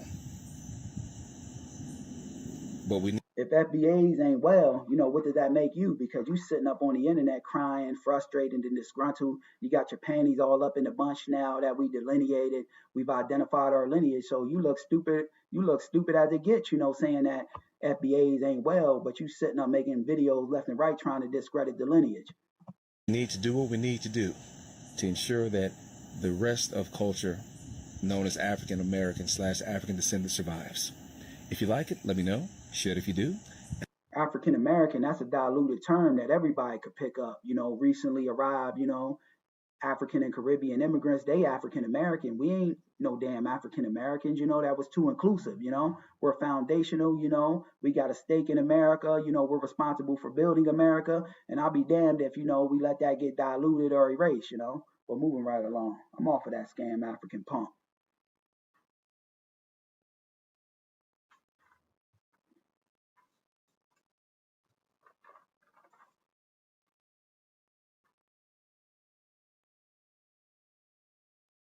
Bear with me, family.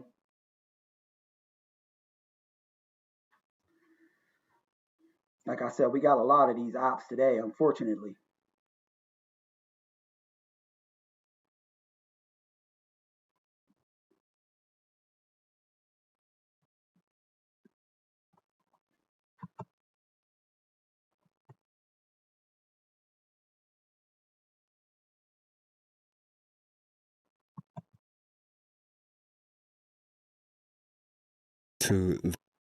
Now this is a continental African. This is a tether right here, family. You know, full tether trying to tell us FBAs that we're African. You know, trying to, you know, force us into, you know, identifying as some generic Africans. You know, and damn him. You know, who the hell is he to tell us who we are? You know what I mean?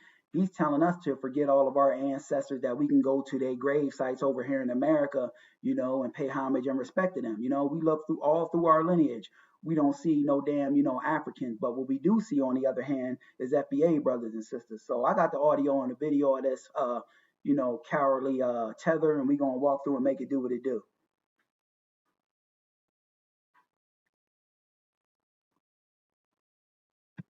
The black people that need to hear it, you're African. You're African. You can't tell us what the hell we are. You know what I mean? We ain't no damn generic Africans, you know? Y'all just begging us to be African now that you got to hold your own nuts, you know. But there was a point in time where y'all was coming over here making it a point to say that we wasn't Africans, not picking FBA brothers and sisters up in the cabs, you know, we lazy, Akadas. You had a bunch of white supremacist talking points, you know. Okay? You're not. Maybe your great whatever was a different race. Who gives a fuck? You're an African person. So he getting disrespectful now. You know, damn where our lineage traces to. If it traces to American soil, you know, if you got Aboriginals in your lineage, you know what I mean. Damn that, you know, you just some generic African. Damn this dude, you know what I mean. He telling us to negate our family members over here on American soil and just say that we some generic Africans. You know, and me personally, family, when I was looking back through my lineage, what I do got is you know, mulattoes, Negroes, and coloreds in my lineage, and many of them, you know, like were classified, you know, reclassified into Negro, mulattoes, and colors, you know, through that Walter Plecker nonsense, you know, and they were Aboriginals. And the fact that you think of these other people, these deviations in your family tree, that's self-hate. When all these other black That ain't self-hate. Us identifying our FBA lineage is bringing a sense of clarity and power to us real FBA brothers and sisters. That's why, you know, how I just showed y'all earlier, crime in Baltimore and in Chicago is down now. And this is due to us, you know, designating our lineage, specifying what is and what ain't, and putting, you know, ethnic pride back in the FBA brothers and sisters, you know, and not absorbing everybody's trash through the delineation movement, because the delineation movement is a protective barrier, you know. So now this is helping us get our leg up. This ain't, you know, causing anything to happen but something positive, you know, happening. And that's what y'all don't want. Y'all want us to be easily exploited, you know, and us to be generic Africans where we're equivalent to you damn foreign fleeing tethers. black people fill out your black ass family tree and you point out the two people that weren't black. Why is that? You don't like being black? You can't stand that they were African? This bussified tether got a hell of a nerve, you know, trying to force FBAs into adopting, you know, that we some generic Africans. Damn that, you know. They weren't African. They came here from Africa. Weren't they African?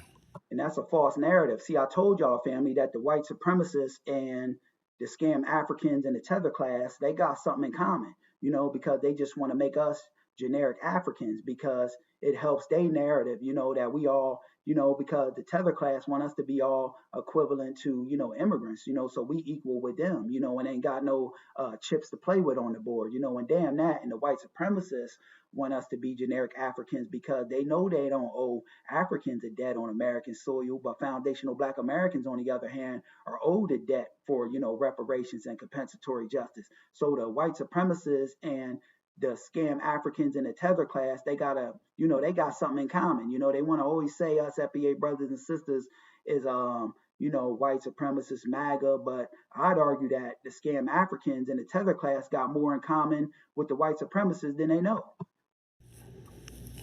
What's wrong with Africa? You don't like what happened to Africa? You don't like where Africa is right now? So you don't want to associate? Continental Africans don't even like where they are now, you know, because they ain't got no codification, you know, and no unity over there. They see other melanated people from them other tribes as they opposition, and they drop on their hands and knees and worship the white supremacists and the Asian. They don't got no pride in Africa, you know. They don't like what's going on over there. That's why they working to get the hell up out of there. With that? Is that the African people's fault? Have you been to Africa? You should be proud. You should be proud of that you come from the same tree as them. You got taken away, you got planted elsewhere. That's where your roots are. That's a one-sided story, and that's a false narrative that every black person was, you know, taken out of Africa and brought to America, you know, during slavery. That's negating the fact that there was black aboriginals already on this land even before the red native. Yeah, family, but that, you know, Tether got a hell of a nerve, you know, moist, sassy punk, but moving right along. We got some more of them, family. I ain't trying to be on here too long, but we got a lot of ops to deal with on this particular broadcast.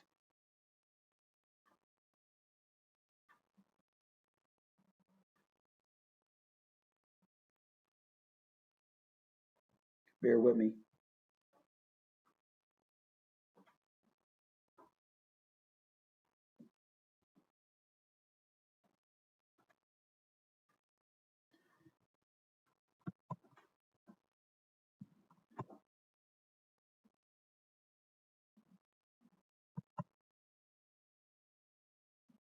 The black community.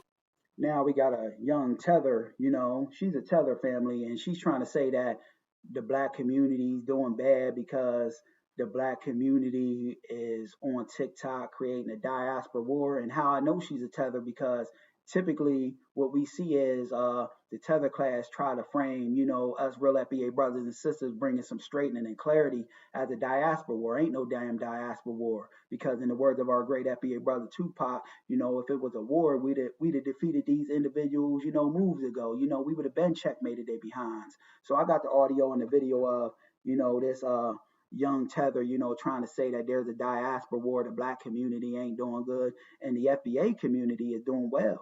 Crime is down, and we getting we getting more, in my opinion, closer to getting lineage based, reparations, because we haven't let our foot off the gas pedal in that regard. So this is a tether family, and we're gonna walk through and expose her, make it do what it do. Fair use. Is failing because our fucking elders are on TikTok having diaspora wars. That's why. Like, instead of like you know how these stupid ass old ass people, they come on the internet talking about some, oh, life ain't the same no more. Our elders used to do this. Y'all are the elders now. Like, what the fuck? Y'all are in y'all. We bringing clarity, knowledge, wisdom, and understanding to our people. You know what I mean? And trying to frame a diaspora war, that's typically what we see from the tether class. This young woman is a damn tether, you know what I mean? And trying to frame that there's a diaspora war, that the black community ain't doing good. The black community is doing good, you know what I mean? We coming together, getting on code and solidarity and unity. FBA businesses is getting supported more. The crime is going down, so she's a tether. 50s and 60s. Y'all talk about what shit happened back in the days. Baby, this is not back in the days. It's 2026. You are the elder. If the youth is so much this and so much that, fix it. Like, y'all old ass people is having diaspora wars with other 50-year-old Africans and Caribbeans. And it's embarrassing. Because younger Gen Z, like, I'm not gonna lie, nobody gives a fuck about where you're from, gang. Like, if you don't have pride in your culture, like, that's on you. But, like, nobody cares. It's genuinely these old-ass people that just downloaded TikTok, like, maybe a year ago.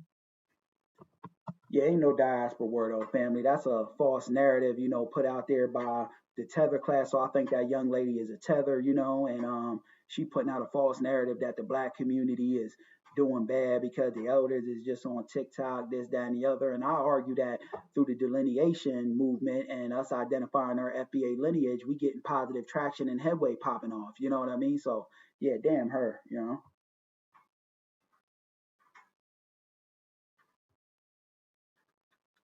But let me pull the next thing up, family. Got some more of these ops. Unfortunately, that's how you know that what we doing is powerful, through delineating and representing our FBA lineage. Because folks wouldn't go to this greater lengths, to try to discredit our FBA lineage if it wasn't powerful, and we weren't making headway in a positive way.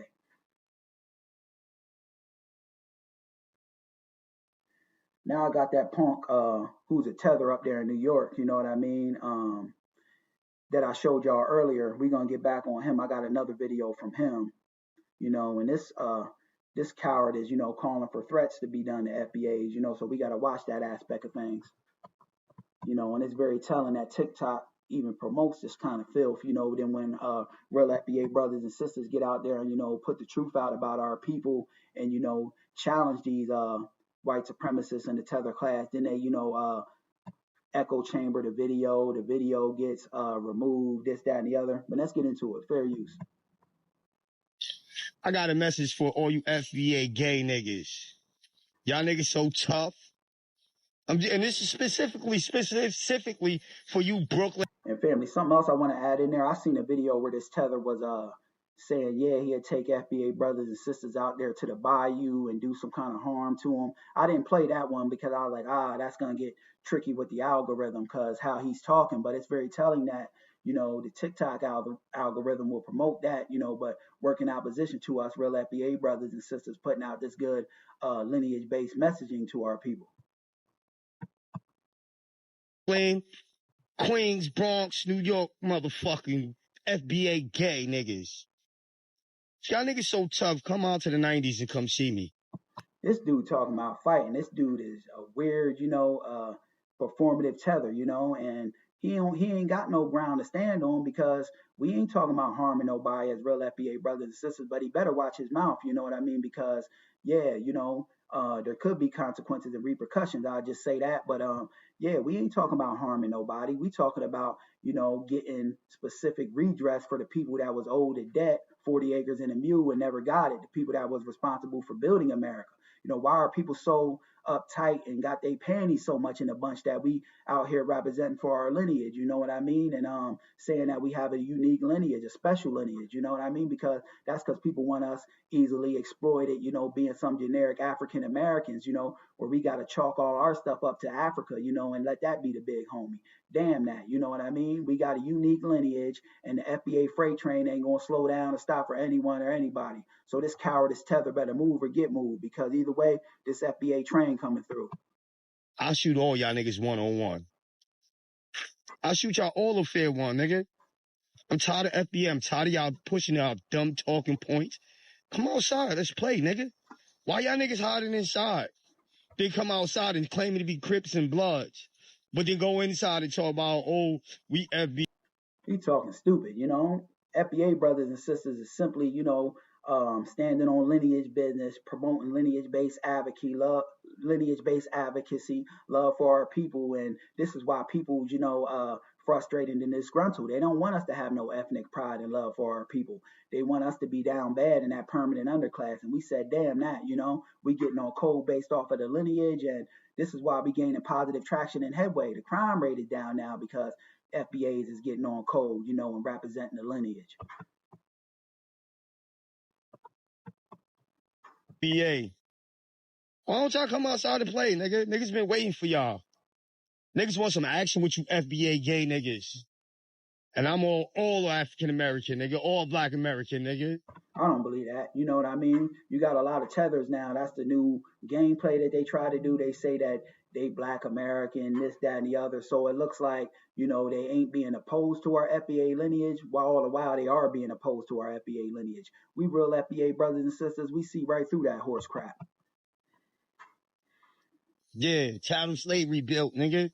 You niggas ain't built for tough like this, nigga. I'll put all you niggas down by myself, nigga. And he up there in New York, you know. New York got some FBA brothers and sisters, but New York, for the most part, is tethered out from what I'm hearing. FBA fucking a bunch of gay cowards, bro. And it's time for niggas to start making moves on you bitches niggas. You and anybody... They calling for harm, you know what I mean? This is something we got to watch, though, you know what I mean? Because, yeah, you know, FBA brothers and sisters, we don't take lightly to being threatened, you cowardice tether punk, you know, so you better watch your mouth, you know, but it's just very telling that TikTok promotes this kind of content. I got to keep reiterating that. It says a lot about that platform over there. And I seen to where, though, they had a tether, you know, running a certain part of TikTok. I seen one of the brothers, I think My Black Universe posted it up, that they had a tether over there running it. So, you know, the tether, if they got him in charge of the content part of TikTok, he ain't going to let FBA brothers and sisters gain no traction, speaking this lineage-based advocacy. Anybody else that's within the Black community that have hatred towards the Black community, you and all you motherfuckers. We don't got no hatred. That's a false narrative, you know. He's trying to frame FBA as a group, you know, and use his made up straw man of there being a group and us attacking all Black people, you know, and that's a bunch of nonsense. We simply telling folks to deal with what you got to deal with. You got to deal with deportations, deal with it. It ain't a concern of real FBA brothers and sisters. Hold your own nuts.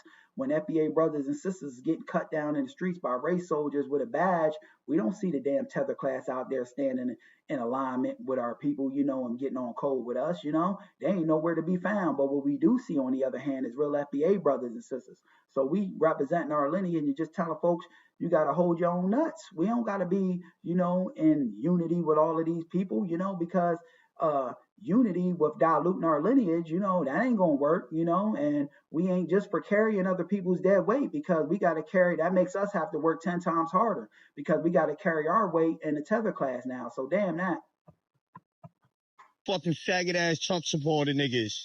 We the people, he keep trying to frame, and he did that in the other video, FBAs as Trump supporters, you know, when FBA is just a lineage, you know, people could do whatever the hell they want, but in large part, FBA brothers and sisters, we was rocking with the couch. And we the people says,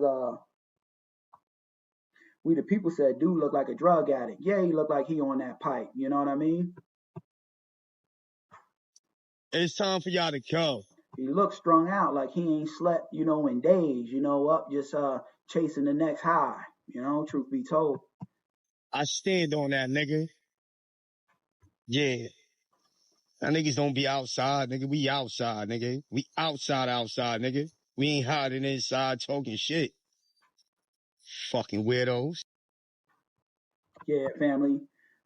The op exposing continues. We got more of them.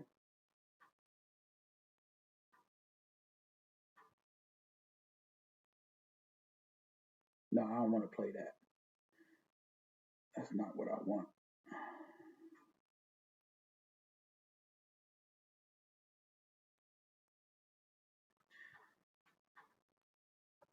Now, family, we got a Haitian tether who says Haitians ain't afraid of nothing. You know what I mean? He never seen a Haitian be afraid. And we're going to debunk it. We on his bumper. We're going to debunk him.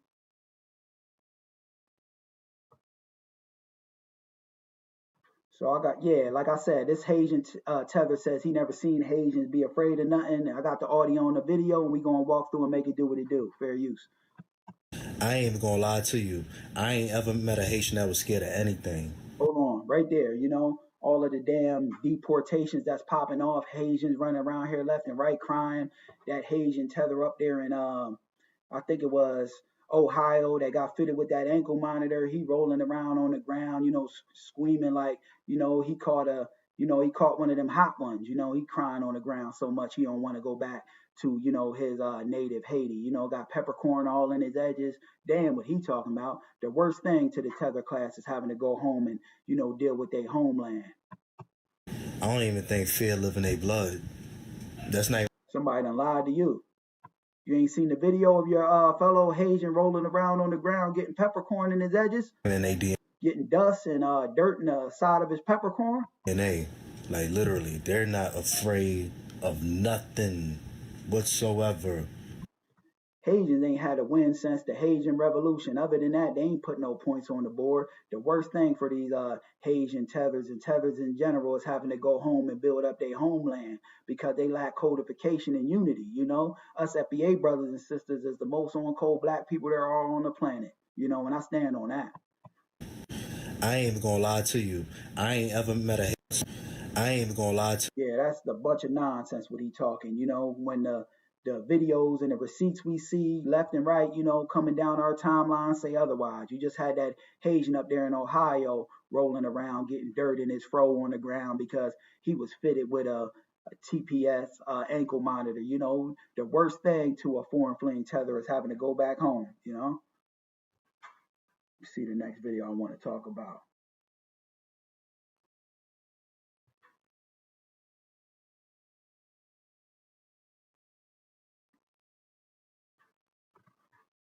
Now we got he's a tether, you know what I mean? And so is that Earth Speaks cat over there on TikTok. He constantly hops in real FBA brothers and sisters, comment sections, the spaces that they host. He be calling up to the brother Tariq Nasheed show left and right, trying to discredit our FBA lineage. And we saying, hell no, this dude look like like a Arab or Somali or something like that. You know what I mean? And he's trying to claim that they Aboriginal, this, that, and the other. FBA is trademarked, and that Earth Speaks guy is a tether over there on TikTok. I believe he's from the Caribbean or something. I seen some receipts on him. He's from the Caribbean, claiming that he's of the soil. He ain't of the damn soil, not over here in America. But I got the audio and the video of it. Let's make it do what it do. Fair use. Offended? FBA has no lineage. It is trademarked by. Hell, if we don't got a lineage, we can go to our ancestors' grave, and sit with them from the 1700s, and they keep trying to pull on that FBA is trademark. You damn right it's trademark, because if it wasn't trademark, folks will try to exploit it and take advantage of it. Puerto Rican is trademark, Jamaican is trademark, African American is trademark. And I personally had some FBA shirts made up for sale. Brother Tariq Nasheed didn't, hit me with it. It's just folks trying to exploit our FBA lineage. That's, they ain't gonna be able to do that now. But we could use that FBA the symbol and the flag and stuff like that. We could use it. This is just a damn tether running interference. He's mad that Earth Speaks guy got cooked by brother Tariq over there on TikTok. Tariq Nasheed. Let me show you the receipts, because that's what we do as Atlanteans. We don't just talk, we come with receipts. And them Atlanteans, so-called, that they are or whatever, they ain't nothing but tethers running around claiming to be of the soil over here in America. Because Earth Speaks ain't nothing more than a Caribbean tether. And this guy's like a Somalian or an Arab tether. You could tell. We don't do that plebiscite babbling, Tariq. Or should I say Marcus? Oh, and if you ask me, by the way, I'll take a little slick shot at our brother by calling him Marcus. You know what I mean? These folks come with these bad faith arguments that really don't mean a damn thing. It ain't I got you, because whatever you do, the discrediting tactics ain't gonna work, because we standing on this real FBA business, so you better move or get moved, because like I always say, this FBA freight train is coming through and we ain't gonna slow down or be derailed for anyone or anybody. FBA stands for Federal Black Agent or Federal Black Agency. I'm the first one. See, family, you got to think this is coming from somewhere, them trying to discredit. These folks are broken off in the pockets of somebody, because you don't go through this greater lengths, to discredit something that ain't powerful, bold, and making a statement, because you would just be spinning your wheels. So these folks are in the pockets of somebody, best believe that. I'm going to come up with that real definition of what I see FBA being. If you're offended, so be it. Come with receipts and match them up against the master teacher, Earth the Atlantean. Earth the Atlantean ain't nothing more than a goddamn tether, Now, as you can see here clearly, family, when you Google.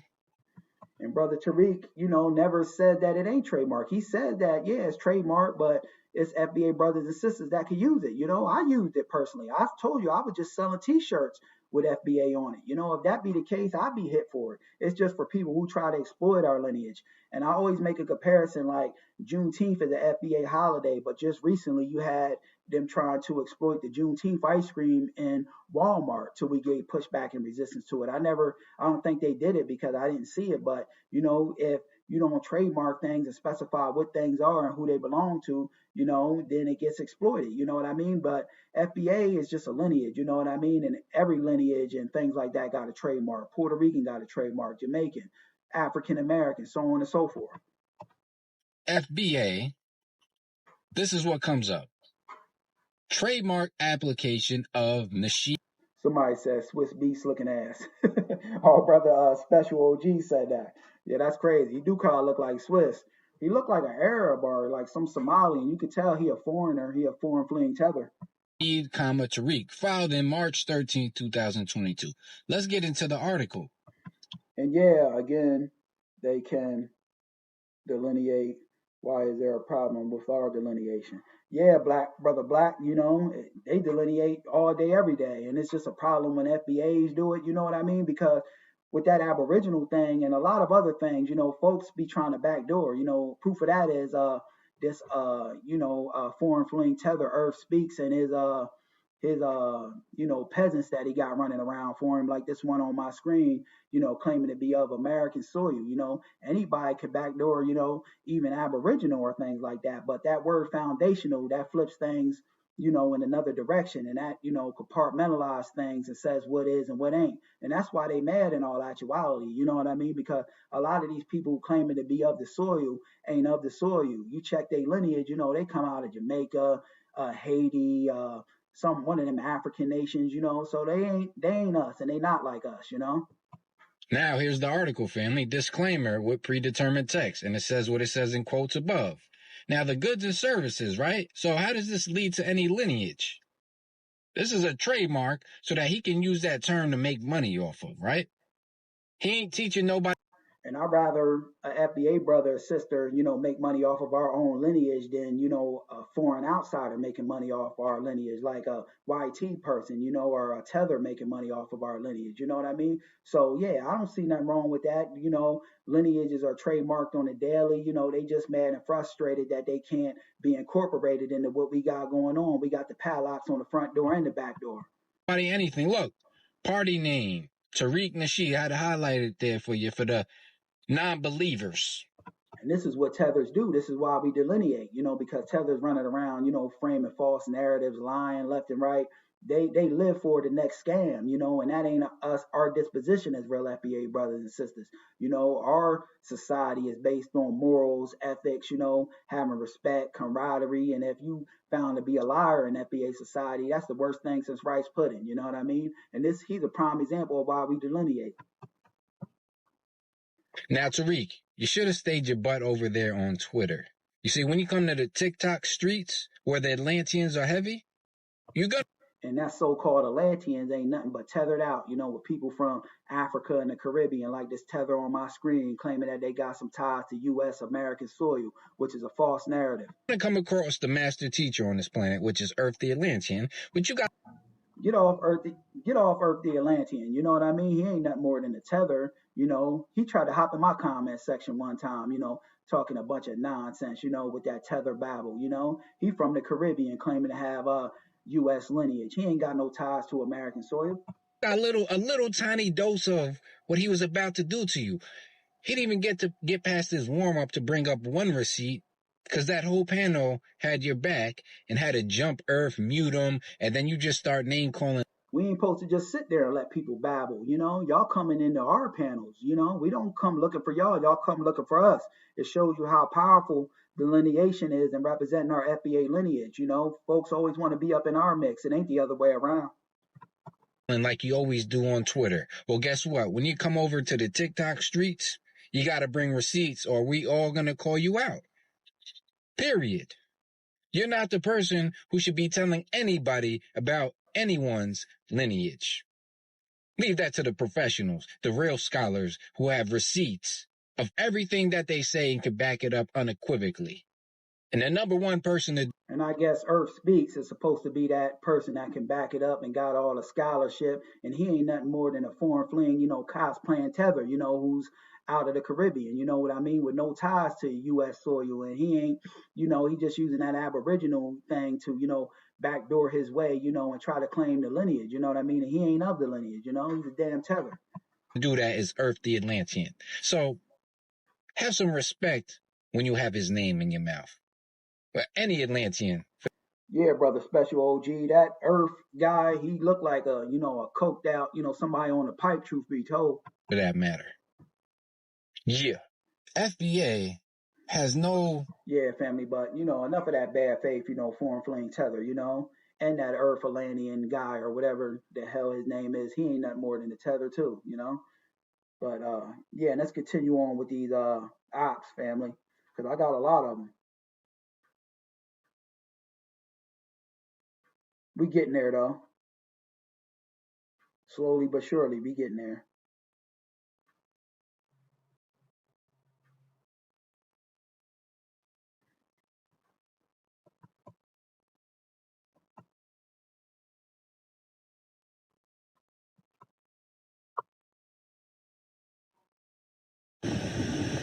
Another op calling for, some kind of harm to be done to FBAs, you know what I mean, which is a bunch of nonsense. Now, this op is crying about us delineating, with a mouthful of fake gold teeth. So I got the audio and the video of this dude who's an op to our FBA lineage running around with a mouthful of fake gold teeth, and we're going to walk through and make it do what it do.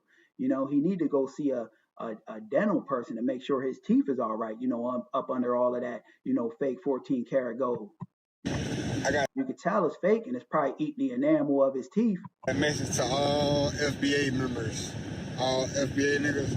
Like, I be seeing y'all videos talking about Africa. I think he probably a tether most likely, though. You know what I mean? I'm just getting them kind of vibes, from my FBA spider senses. And talking about Caribbeans and talking about all these other black people. But I never hear y'all talk about these crackers. I never hear y'all niggas talk about... That's a damn lie. I got videos left and right, exposing the white supremacists and the tether class. But we ain't going to take our eyes off the tether class just because they got some melanin in their skin. Because we real FBA brothers and sisters know that just because people may have melanin in their skin, that don't mean they on code with us. They on code with the racist white supremacists, and spew a bunch of their talking points. How do you crackers killing us? How do you crackers hanging us? Y'all always going after black people. Like, y'all niggas, I'm starting to think y'all niggas was created by the white man. Y'all niggas are fucking... Look, they just come with these illogical, stupid ways of thinking. FBAs was created by the white people trying to frame FBAs as a group. I can't even dignify, this nonsense he's spewing. He looked like a fool. CIA plants, y'all not no real fucking movement, like at all. And we never claimed to be a movement. FBA is a lineage of 50 million black people, that got ties to American soil. We never claimed to be a movement. We just, advocating for our people, to get lineage-based, tangibles, redress, specific protections for building this damn nation and suffering all the horrors and things we had to go through as FBAs. We never claimed to be a group. I can agree. Something you made up in your own mind. Well, it probably was some dark-skinned natives that was already here. Okay, some carpet tone. Ain't no probably about it. There were black aboriginals on this land, you know what I mean? And that's the part that the white supremacists and the scam Africans, want us to take our eyes off of. They want us to all be some generic Africans, and say we Africans, and damn that. Natives, yeah, but y'all just gonna deny that we have any type of ancestral blood from Africa? In FBAs, we never, deny Africa. We say it was two things that happened. It was black aboriginals already on this land, and it was some black people taken from Africa. But none of the two matters. It's not even an argument to have because we had an ethnogenesis that occurred on American soil. I specify the ethnogenesis. Really? Y'all niggas really that brainwashed? Y'all niggas really that fucking lame? Really that stupid? Y'all niggas really want to be goddamn apart from other blacks in the world? Like, what about the other? What about when all of these black people come over to America that are foreign fleeing tethers, for the most part, and say that they from Africa, the Caribbean? There ain't no problem with that, When they get an award or specify where they from, you got all the smoke for FBAs. That's how I know you most likely a tether, or got, some scam African views on things. Melanated people of the whole fucking planet, y'all are gonna cut yourself off from them and try to put yourself in the corner. And we ain't never had nothing going on with them people. When the hell we ever had something going on with people from Africa and the Caribbean? They come over here and don't so much as even look at a foundational black American. They look down upon our people like they better than us. Damn that. And kiss the white man ass and shuffle and tap dance for these crackers. Y'all niggas are soft as fuck. Y'all not no. Brother Special OG say he probably Haitian. Yeah, I could believe that, because I ain't getting FBA off of him. His whole aura don't resonate as somebody that even, got one parent that's FBA. So I'm thinking, that he full tether, Soldiers. Y'all niggas not soldiers at all. I slap the fuck out of FBA nigga. See, here come the threats, family. Why are these people so concerned and in the mix, constantly crying, whining, got their panties all up in a bunch about us representing our FBA lineage? It's because they left out there to dry. We left them ass naked. They got to hold their own nuts. They ain't got us for FBA brothers and sisters fighting their battle, and they ain't able to exploit our people, and capitalize off of our achievements and success. That's why they mad. If I seen the FBA nigga talking shit about an African, and you better, stop calling for harm to FBA brothers and sisters, because, you might just get what you're looking for. You go knocking for something and looking for something, it eventually finds you, truth be told. That's minding his business, I would slap the fuck out of him. Just like how I slap the fuck out of an African that talk shit about American blacks. Y'all niggas need to get off. Tether, please, you better move or get moved, because either way, this FBA freight train is coming through, and we ain't going to slow down or be derailed for anyone or anybody, It's FBA lineage or nothing, when it's up. Off that brainwashed ass shit, that's exactly what them crackers want y'all to be on. Like, y'all niggas.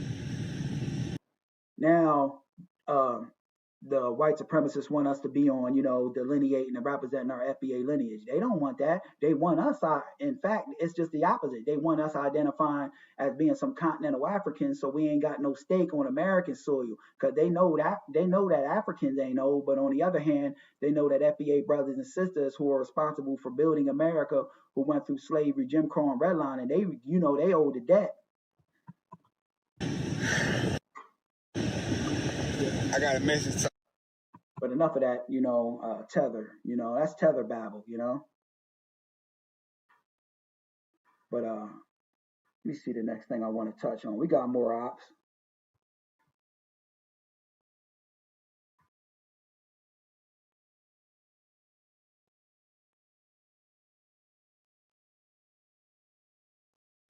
We almost done though. We getting there, family.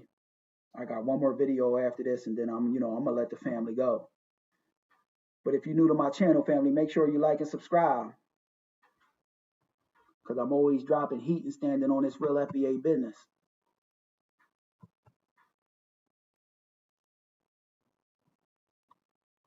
Here we go. This is a Haitian tether now. You know, mad, frustrated, and disgruntled with FBA brothers and sisters. So I saw another FBA retard. Well, not just one, but a couple of FBA retard. They over here getting mad at the. Now I know he Haitian because I went and did my little homework, research, and due diligence. He had a big Haitian flag flying on his TikTok. Jamaicans for having a parade.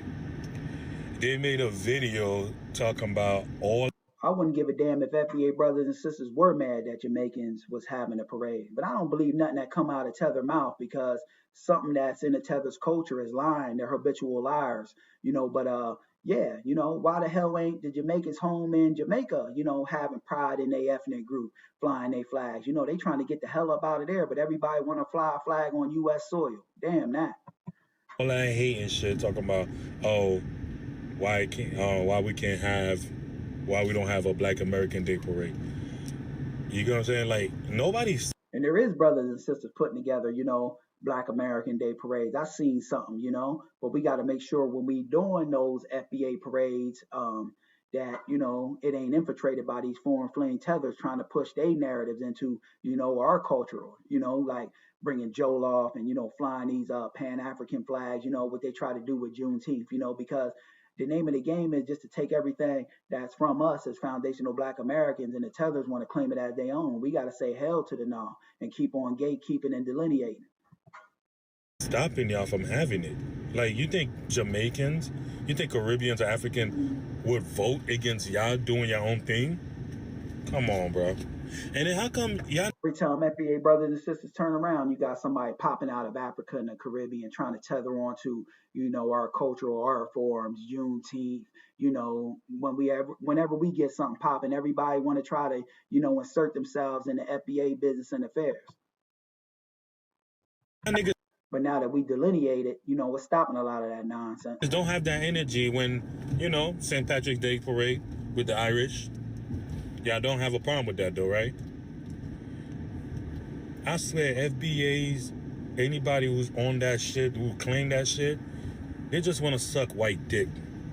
Yeah, here we go. They trying to frame FBAs as a group and to tie FBA to racism, white supremacy, MAGA. You know, this is, you know, the Tether class's talking points. That's the only thing they could pull out of their rusty old tool bag that the Tether class got is weak lies, you know, because that's embedded in their culture to lie, you know. Why would we be on some white supremacist kind of time, and when in fact representing our FBA lineage goes against what the white supremacists want us to do? The white supremacists want us to identify as generic Africans, so you know they ain't got to pay a debt in the form of cash reparations to FBA freedmen.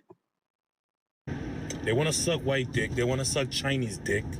You get what I'm saying? Now, that's the Tether class, you know, getting down on their hands and knees to the white supremacists that come in their homeland, run roughshod and extract the resources. They get down on their hands and knees for the Asian too. I see videos left and right of the Tether class getting a rear ends handed to them and beat on, you know, smacked on, spit on by, you know, these Asians and these white supremacists that go in their land, you know, running roughshod. That's why they can't come on code over there, because they view other people, you know, in Haiti and, you know, other parts of, you know, Africa, the Caribbean as, you know, they view other Black people as they ops, you know, and they drop down on their hands and knees and worship the white supremacists and the Asian.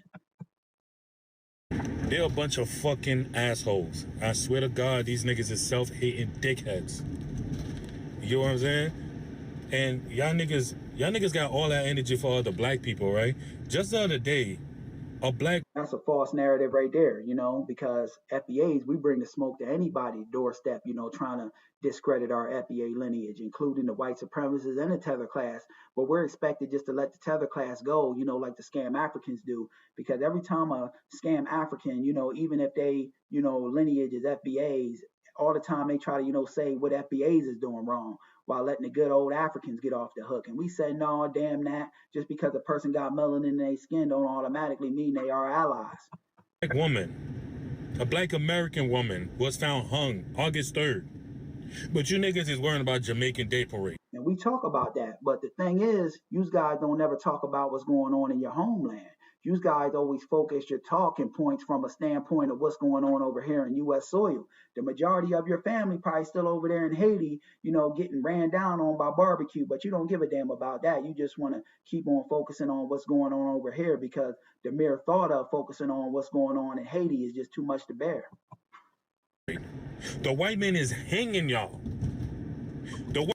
And they got y'all enslaved now in many parts of, the Caribbean and Africa, but y'all don't talk about that. Y'all don't even got no running water. Y'all living in squalor, shitting in the streets. Nobody's talking about that.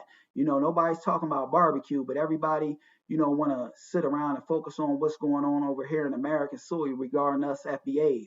We FBAs, we stand on the front lines of systematic racism, white supremacy. When something gets done to our people, we tax the white supremacists. We don't run for the hills, put on our flip-flops and head for the hills like y'all do. When things go wrong with the tether class, they put on their flip-flops and get the hell up out of Dodge. White man is hanging y'all. They hang a black woman.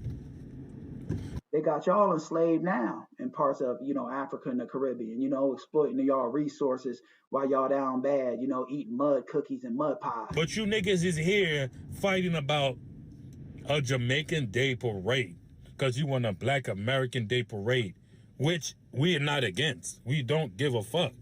We want y'all to have y'all own shit.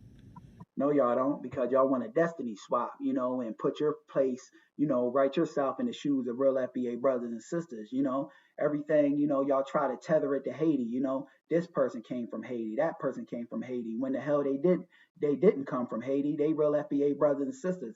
They try to rewrite narratives, and spew these lies, because the tether class, that's embedded in their culture. The one thing that they, practice normally in their culture is normal, is the lie.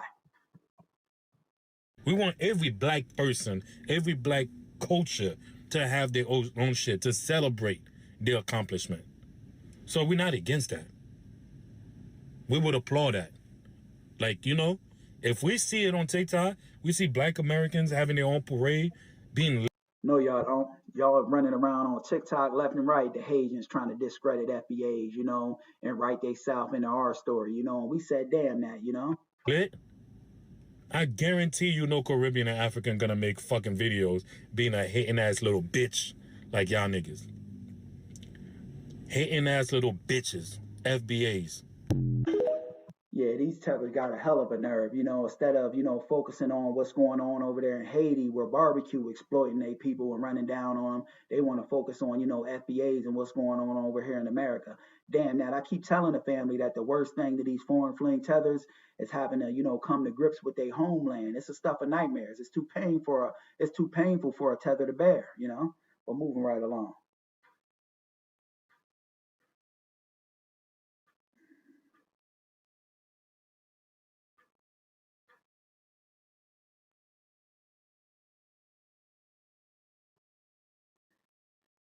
Now we got another Haitian tether, who was trying to discredit our FBA lineage. I exposed him, before, but now, like that tether said, like, they got pride in Haiti, this, that, and the other. They ain't got no damn pride in Haiti, or Jamaica, or none of them countries, because if they had pride, they would stay in their homeland. They wouldn't only fly. The only time these foreign fleeing tethers fly their homeland's flags is over here on American soil, and they're the biggest, people that ain't for their homeland because they wouldn't flee.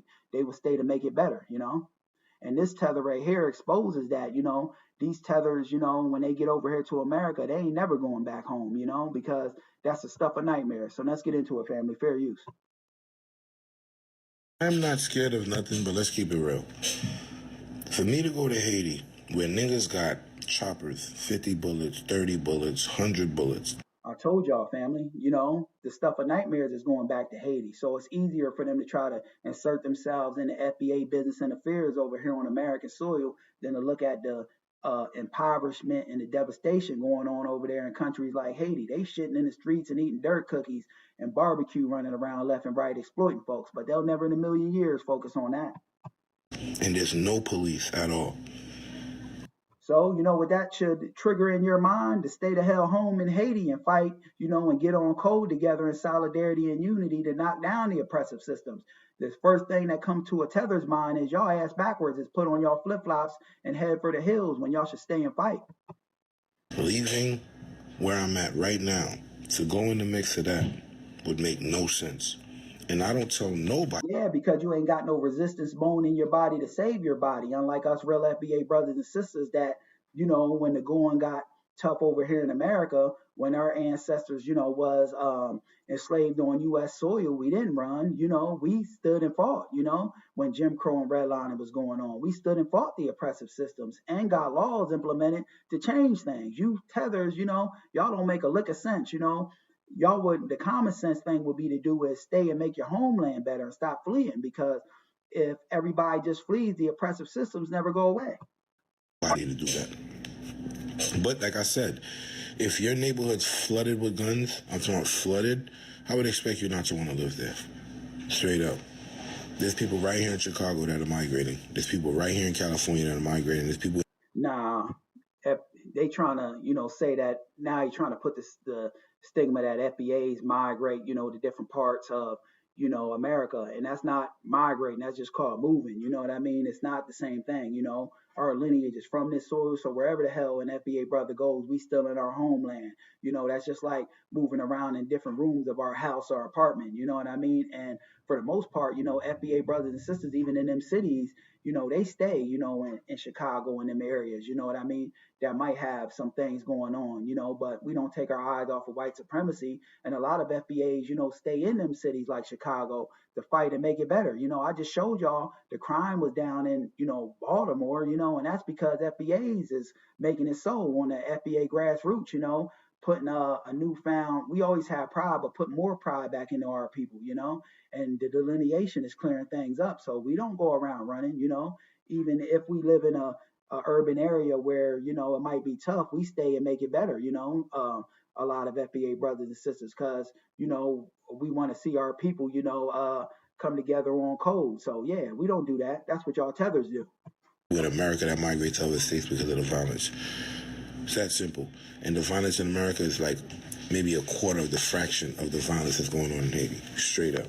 And there were like widespread, violence and lynchings of FBA brothers and sisters going on in America, but we fought against it. We didn't flee. And that's the difference between us and yous. We cut from a different cloth. When things go wrong with y'all default programming is to put on your flip-flops and get the hell up out of Dodge. You ain't got a resistance bone in your body to save your body. I'm not scared of nothing but. Yeah, family, but I wanted to show y'all the mindset of these foreign fleeing, cowardice tethers. They don't stand on no business and want to project their fear and worry on us real FBA brothers and sisters, and that ain't our disposition. Now I got one more video, family. One more that I almost forgot about. And we're going to, end this broadcast. This is kind of longer too. Now this guy right here, his last name is Robinson, or so he says. But he's against us delineating and representing our FBA lineage.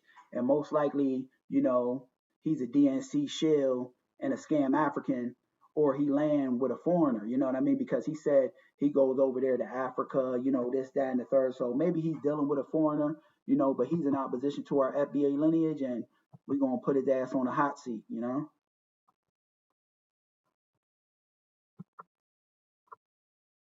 Here we go.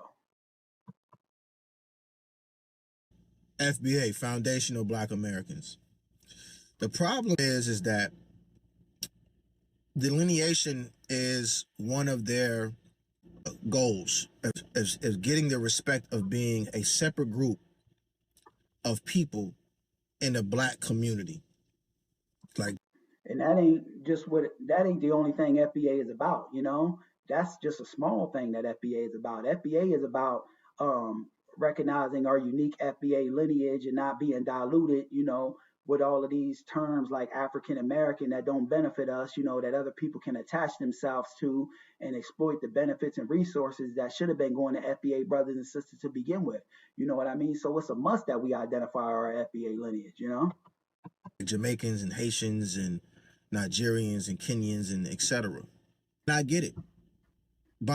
He acting like he get it, because you got people, family. This is something I want to add in there too. They act like, they for us representing our FBA lineage and delineating, and they just do that, they say something good, but then, they really working in opposition, because they don't just want to come out and, full force be perceived as a threat. So they try to, tiptoe around it. Definition, I'm a descendant of a slave. I have a slave plantation name. My surname is a slave plantation name, Robinson. But I think this dude is FBA, but he got allegiance to that, false narrative of a scam African ideology. You know what I mean? And he's more so like, I think, a DNC shill even. You'll see, why I think that as the video plays. And I get it. I understand that there's a sense that the respect isn't there, but trust me, it's there. Black America. These people, you might have little cases and pockets where, some African and Caribbean immigrants do come over here and respect FBA, but it's just too many that don't got disrespect our FBA lineages at this point, who look down upon our people, who get in Black American affairs, business, and issues like that Tether Westmore and say that we don't need no reparations, and Kamala Harris, I ain't gonna say I'm gonna do something for all Black people. No, so it's just too much of that, so we got tired of it. We delineated, we held people up far too long to our own detriment, who would never in a million years look out for our people, you know what I mean? And they don't look out for our people. They give a damn about our people, You've seen the one video not too long ago with the African tether saying she just come over here to take, and she kept it real. These people don't give a damn about our people. They just happy to have decent running water. So they don't stay on code with us. They work, with the dominant white society, to, work as buffers against us. Americans are the most respected, the most glorified, the most popular, the most copied. We know all that, bro. You know what I mean? Get to the point about, you having a problem with us representing the lineage and delineating, because that ain't gonna stop, for no one or anybody. Most imitated group of Black people in the world. I've seen it myself. I've traveled over 40 countries. A lot of those countries right there in Africa. And most likely he might got some, money he making over there in Africa through them tours, because the delineation movement has stopped a lot of, that African tour money bag is drying up for a lot of people, So it's just a lot of different ways, of a lot of different people who are opposed to our lineage. But oftentimes the people that are opposed to our lineage are just opposed to it because they got, interests that, that the delineation movement is putting an end to, you know what I mean? And they don't want to see, us delineating, because they want us to be some, open, undefined group to where those people can exploit us. It's everywhere you go. All is intertwined. Now, family, something happened with his recording this on TikTok. So when I uploaded from TikTok, his audio or something was janky on his end. So he ain't going to be talking. He going to cut in and out for a few times. But we'll pick up where he left off. And I understand people want to make that known, but I think that is a distraction of what the real issue is with Black America. And the real issue is that we don't have independence. Stop right there. Africa don't even got its own damn independence. They the majority over there, but they easily exploit it, from the white supremacists and the Asians that come over there. So we know that we under global white supremacy, But the thing is, America is our homeland. We ain't, going to stop identifying, with being American, because our blood, sweat, and tears is over here in American soil. Our ancestors built it. You know what I mean? We created the culture over here that influenced the world. So yeah, we're under global white supremacy, and the independence thing, that's a bad faith talking point. You know what I mean? We are very dependent on everybody else and everything else. We dependent on a government that we are not a part of, that we can't have control of, or we have really little. Them Africans and Caribbeans don't got control over their own government, but we the most on-code Black people on the planet, and proof of our influences, us getting the institution of slavery and things knocked down, and we eventually gonna get our lineage-based reparations, family. We just got to stay laser focused how we are right now, and keep our foot on this FBA gas pedal, and keep on delineating and not letting folks tether on us, because they want to tether on us to get this FBA energy, because they don't possess this kind of energy, that we do. They don't got that Majara spirit. They see us, shining in a dark world, and, they want our lights to be dim like they own. So we got to say, damn that, and keep on doing what we doing, because we gaining positive traction and headway. Never let no one tell you otherwise. To no say of, right? Black Americans don't have their own language. We have a slang. and we got Tut. You know what I mean? He's just coming with a bunch of bad faith talking points. He wants to make us what I think is equivalent to, immigrants, and this is what the DNC wants to do. This is why I think, that he's a DNC shill coming out here with these bad faith talking points. We have different dialects in the same, but we don't have a language, right? But our culture is the strongest. It's the biggest. And the reason people say Black Americans don't have any culture is because it lacks traditional African culture. No, the Tethers want to, tell us we ain't got no culture, but we pushing back off of that because they the ones that ain't got no damn culture, and they try to reflect their point of view of having lack and being impoverished, and reflect that on us. We got culture. We built the global culture over here in America. We don't need to be tied to Africa to do that, because Africa wants us in like a little homie role where they get to play the big homie, and everything gotta get paid to the big homie. So if we create hip hop, they say that hip hop was created from the, they got some ties to that through the drum. And we said, damn that, you know what I mean? We created it. We're a special people. No one in this world had done what FBA brothers and sisters had done, and the proof is in the pudding, And that's why we got a lot of Black people saying, I'm not African. And they're true. I understand that. But I could say I'm not African, but I'm always going to say I'm from Africa. My ancestors. He don't make a lick of sense, you know what I mean? And we don't say that, some people weren't brought over from Africa, but we say a couple of things existed. They keep making these bad faith arguments, that we just, say that nothing occurred in Africa. There was no slave brought. There was a few people brought over from Africa, you know what I mean? But we still ain't going to negate the fact that there was Black aboriginals on this land and the unique ethnogenesis. Anytime you want a landmass for so long, hundreds and hundreds of years, you have an ethnogenesis, and folks just gonna have to respect the ethnogenesis, because ain't a damn thing gonna stop. It's up, and this pressure ain't gonna stop. Are from Africa, right? People always go to the 16 and 1500, but what about, but before that? Without Africa, you don't have Black Americans, so you can't. No, Black Americans would be without Africa. We had an ethnogenesis. We ain't got no ties to them. When we was going through slavery, Jim Crow, redlining, no African nations came to save us. In fact, they sold our people, and made our people walk around the tree of forgetfulness. You know what I mean? To wipe the memories. So damn that. We ain't gotta, chalk up anything to Africa. We're a unique people. We had an ethnogenesis, and we're gonna keep, keeping that FBA freight train moving forward, and ain't a damn thing gonna derail that train, because if it does, it's gonna move or get moved, because the FBA train coming through, Subtract one and add the other. That makes no any, but I digress on that.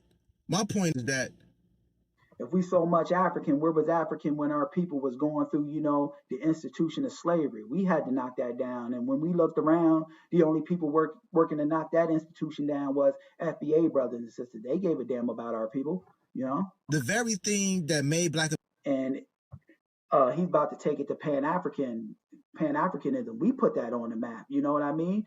Marcus Garvey had to come over here around real FBA brothers and sisters. He was a failure in his homeland of Jamaica, and he wasn't nothing but a foreign fleeing tether. We put that on the map, and we gave people, a resistance blueprint to follow. Anybody that wants to follow a resistance movement, they follow what FBA brothers and sisters did in the 40s, 50s, and the 60s, civil rights, this, that, and the other. We the global blueprint, American successful is what I feel like foundational Black Americans, not all of them, the people who are very loud and hateful, take away from. Because the reality of it is this: Black Americans needed Black immigrants to become who we are today. You hear him now? We needed Black immigrants to become who we are. Where the hell you get that bogus talking point? Did DNC pay you to get out here and say that? We didn't need no damn Black immigrants, If anything, we paved the way for them to have a safe, place to come to, that was better than what they were living in their homeland, And we gave them resistance. We set the, the tone for resistance movements, and then they just followed, Because when what's his name, Nelson Mandela, was locked up, we was, beating the drum for him and standing on resistance business, you know what I mean? And we got things moving and shaking, we brought awareness and, light to that situation, It wasn't the other way around. Hey, Black Americans don't become who we are today without Malcolm X, without Farrakhan. And Malcolm X was a foundational Black American. Farrakhan?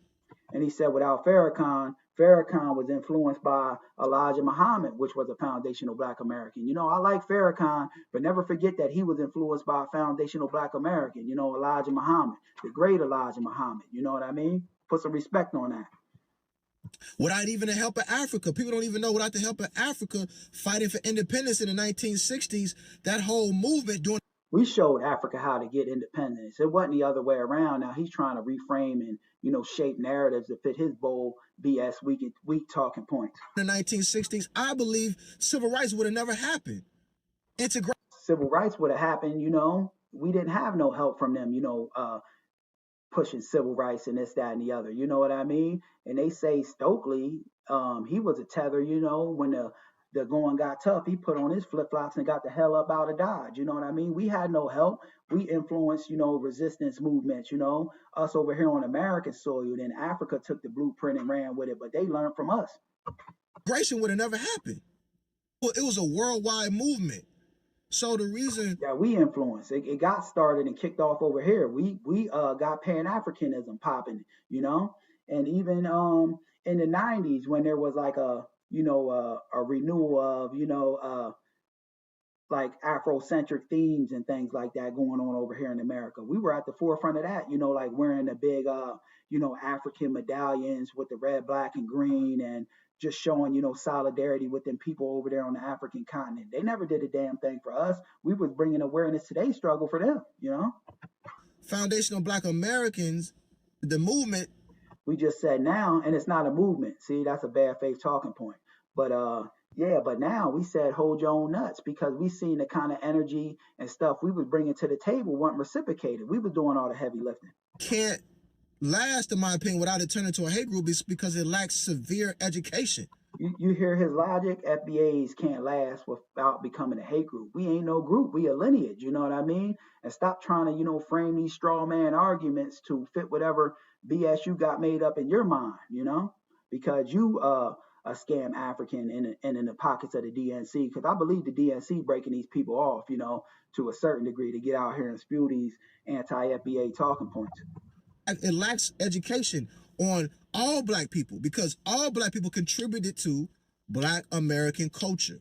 No, they didn't. No, they didn't. We've influenced the world. You know what I mean? It wasn't the other way around. We got a unique culture that wasn't influenced by not a damn, soul coming out of Africa and the Caribbean. They came to something that was already built. We already had the wheels in motion, They might have came and did a little small something in the magnitude, but they didn't, they got what we were doing. They had to, amalgamate into what FBAs was doing, because we were the global influence. They didn't, give us a damn thing, but we gave the world, something. We gave them, a blueprint of resistance to follow, you know what I mean? And then they want to sit up, these melanated tethers and say, we don't need no reparations, this, that, and the third. We got tired and we said, damn that. Black Americans are the leaders of the unified front of Black American culture, but Black Americans, foundational Black Americans, are, the ones that paved the headway for everybody, and, you got people that ain't even Black that study what we did over here in America as far as resistance goes, but we got tired, they want us to absorb the abuse and the blows from everyone else, and not tend to our own wounds. And we said, damn that, we got to take care of our own people. It's us that's, getting racially targeted, cut down in the streets by these, race soldiers with a badge, and no one's here to help us fight our battles, but they want us to be the crash dummies and, absorb abuse for every other people. Damn that. To delineate is saying, in a lot of Black immigrants' mind, oh, you don't want nothing to do with me. And a lot of delineation, only a tether would think that. We could be cool with, people that ain't foundational Black Americans, but they delineate. And delineation is self-preservation, protection, and isolation to make sure that we don't got to absorb, other people's trash when they commit a crime, and absorb negative stigmas, put out by the white supremacists, So we got to make sure we protected at the end of the day, because we done gave the world, all we could give. What the hell else they want us to give? It's time for people to man up, do what they got to do, hold their own nuts. If your family over here illegally, you might get deported. You got to come to terms with that. It ain't our fight. Black immigrants, they do understand the delineation, but the hate speech, the people who are It ain't hate speech. Now, this is typically what we see from these scam Africans. You know, they focus on a one-sided coin where the good old Africans get to say whatever and do whatever. I just showed y'all, multiple, scam Africans and tethers, disrespecting our FBA lineage and calling for harm, but they never in a million years talk about that, but want to sit up and, say where, a FBA brother or sister might have said something, negatively about a tether. Damn that, why aren't you all focusing on, the tether class? We got the moral legitimacy as foundational Black Americans. We over here on our own homeland. Folks is choosing to come over here and undermine us, but y'all don't want to talk about that. Y'all just want to keep FBAs coming out your mouth, right? Damn that. saying that immigrants are this and that and bad. It cut out again, family. Remember I told y'all it was, so bear with me. We'll pick up where it left off. Black immigrants do not disrupt anything going on in Black American economics at all. The hell if they don't disrupt anything. They come over here, you let one of them get on a job and come to a place of prominence and prestige. They work, to bring all of their people in and kick FBA brothers and sisters out of those positions. They get in political office like Westmore and that other tether, Byron Donalds, and say that we don't need no reparations, this, that, and the other. Or they say like Kamala Harris, that I ain't gonna say I'm gonna do nothing for all Black people. No, but the damn, Democrats want to sit up and pull on Black American civil rights icons and use that to apply to, recently arrived immigrants. And we said, damn that, y'all are practicing hypocrisy, by trying to apply what our ancestors did over here on American soil and using that to, benefit immigrants while denying the people who are descendants of, the institution of slavery. So we said, damn that.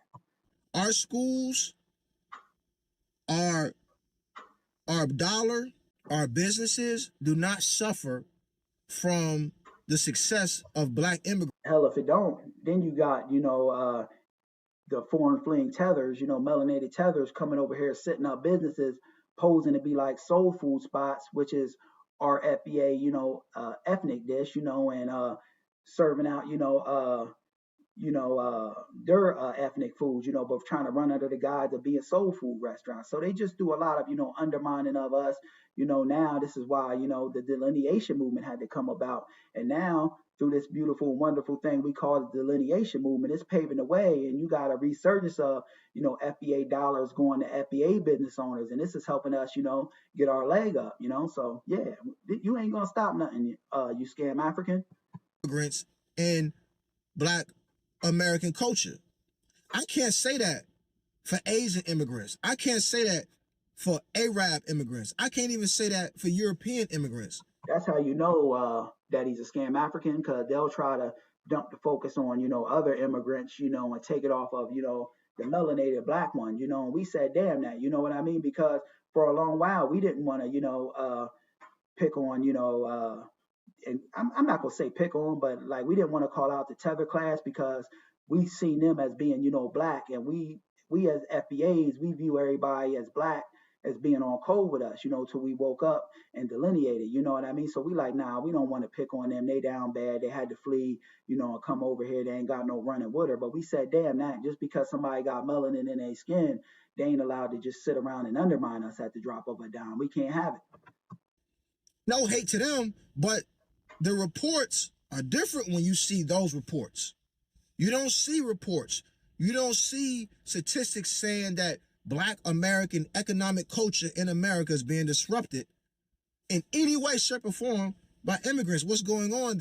No, there is evidence to suggest that, but the mainstream news media outlets is controlled by the DNC, and they don't want to put out the real for real, that there is melanated tethers, undermining us, and, that all of the influx of immigrants, immigrants in general, coming over to America, that's driving the cost of things up, and that's extrapolating resources from the FBA community. So it's us, our job on the FBA grassroots to put out the real for real regarding our people, So it is hurt, harming, and injuring FBAs. You got, these tethers coming over here with weird dispositions, bringing crimes to the communities, and we don't want that nonsense in our community. There's a cultural war of one trying to dominate the other. And Black America's never stood for that.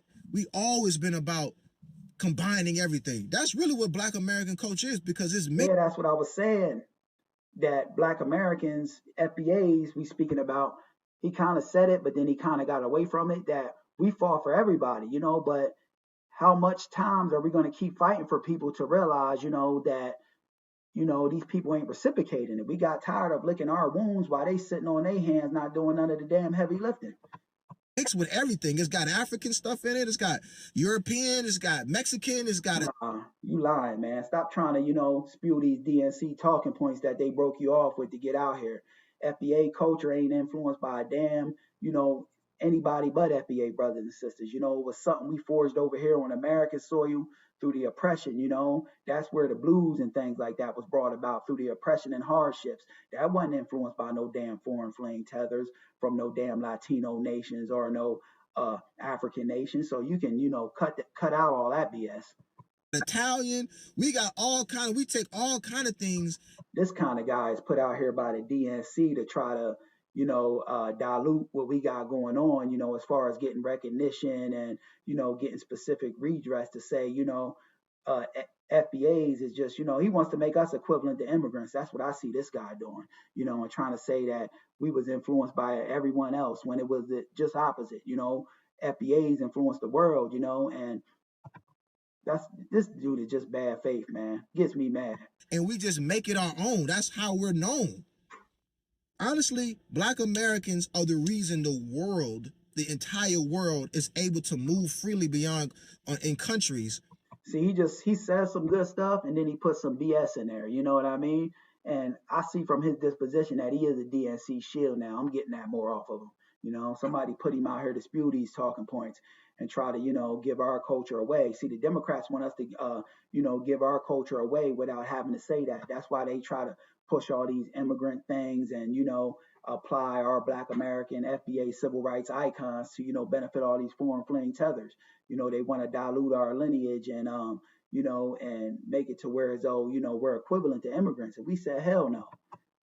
Really not have to worry about too much being assaulted because we fought for human rights, right? That's what I'm saying right there. We fought for everybody, but we got tired of licking our own wounds. Nobody was helping us. Y'all get over here, the tether class, and say we lazy, Akadas.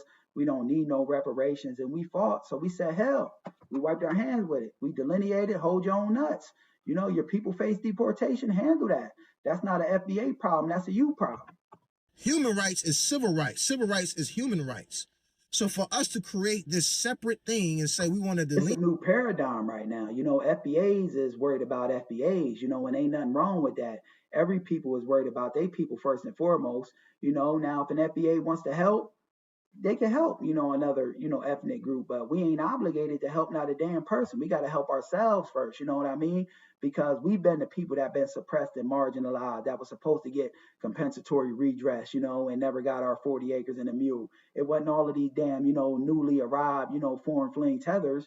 They chose to come here, you know what I mean? We fought this racist government, and stood up to it. We never ran, never fled, never will. So it's about far time we get the things and the economic redress that was, supposed to go to our community. We don't owe nobody a damn thing. If we owed them anything, it'd be a good old-fashioned FBA ass whooping for all of the undermining. I understand some people have a very wholesome or holistic intention behind it, but it's counterproductive because that's not what Black American culture. No, it ain't. And that's that's the old paradigm, us fighting everybody's battle. The new paradigm is delineate, and this is why we making so much positive traction and headway. This guy is broken off by the DNC, and he's most likely a scam African. It's about Black American culture. I would say Jamaican culture right behind. It's all about unity. And we never talk about damn unity. People got to hold their own nuts. And if me representing my FBA lineage and delineating is perceived as divisive, let it be divisive. I'd rather have it be divisive, and little FBA brothers and sisters, to come have a better future, ahead of them, So if it's perceived as being divisive, let it be divisive. Folks got to hold their own nuts. That's my stance. Delineation. Our power is in unity. Our power is in coming together. Ain't no sense of having unity, with these people that don't hold up their own end of the bargain. That's like I say, I always make this correlation of, us carrying dead weight in the form of flab on us and excess weight, which is a tether class. But now we FBA brothers and sisters is in the gym hitting our push-ups, pull-ups, and dips, we getting more, done, because we cut off that excess fat. Because carrying around a tether class means we got to do their work and our own work, and that's going to make it harder. Together. Remember, the Pan-African movement started in the United States and in the West Indies. It started in the United States, but yeah, we ain't on that no more. You know what I mean? And if some FBA brothers and sisters, want to help out other people, like I said, they can. They can do whatever they want because FBA is a lineage. You know what I mean? It ain't no group. But the thing is, we ain't obligated to help not a damn soul. We got to make sure FBA brothers and sisters that come have a, a brighter future. And this, you see the caption on this Scam African DNC Shills page that the FBA movement has become a hate group. He framing it as a movement and a hate group. The DNC broke him off to get out here and spew these bad faith talking points because we in an election season right now, like, Brother Tariq Nasheed and, other FBA brothers and sisters always mention. And whenever it gets that time, they want to try to get, Black Americans to vote without giving us a damn thing, the Democrats. So they try to come with these bad faith talking points and discredit our lineage, It didn't really start in Africa. So we got to understand this stuff before we talk about delineation. You can't force delineation by...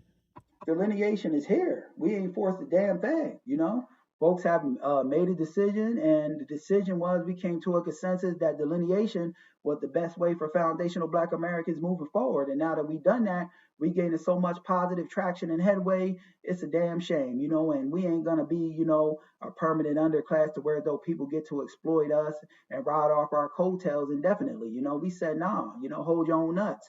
Now we got the padlock on the front door and the back door. That's why they running around with their panties in a bunch. Social media tags, commenting and being hateful, this negative condensation to people online when they want to show love to other immigrants. Because they can show love, FBA ain't a group, but we ain't obligated. Folks got to hold their own nuts. That's my personal standpoint. Now, if another FBA brother and sister, want to help somebody, that ain't of the lineage, so be it. But we ain't obligated to, because these folks don't give a damn about FBA society. This is going to create xenophobia. It's going to create hate. And we're going back from our culture. Black American culture is about everybody. Nobody. That's the old paradigm. You better make way for the new paradigm. Like I keep telling folks, move or get moved, because either way, this FBA freight train coming through, and we ain't gonna be stopped or derailed for anyone or anybody. That's the old paradigm. Us, getting out here and absorbing abuse.